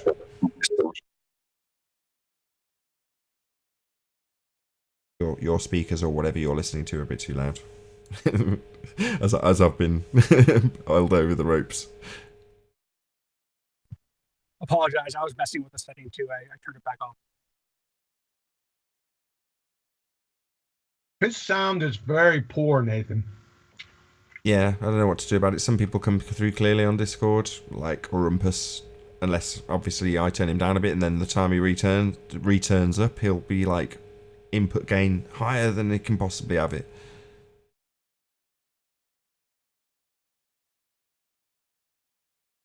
Like I say, that's all telling if you ask me. That's the demonstration that they're on the losing end of the argument. You wouldn't need obfuscation tactics and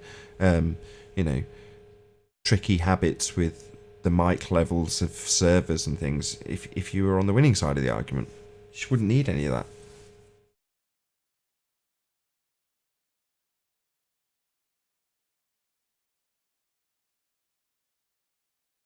Right, anybody else got any more for any more? If not, I'm going to round out. Can I make a statement? Which can? Who's that? Can you hear me? Mr. Brain. Brian, Mr. 22. Brian. Yeah. Just more of an observation I've noticed over time with the ball side is that they make a point of learning as much as possible about Newtonian, I don't know what way to describe it, Newtonian gravity or Newtonian explanations for gravity and different things like that, because none of them can go down the road of learning about what Einstein was proposing. It's literally what Bob, the science guy, said in that video that was above his pay grade. It means none of them understand what he's talking about.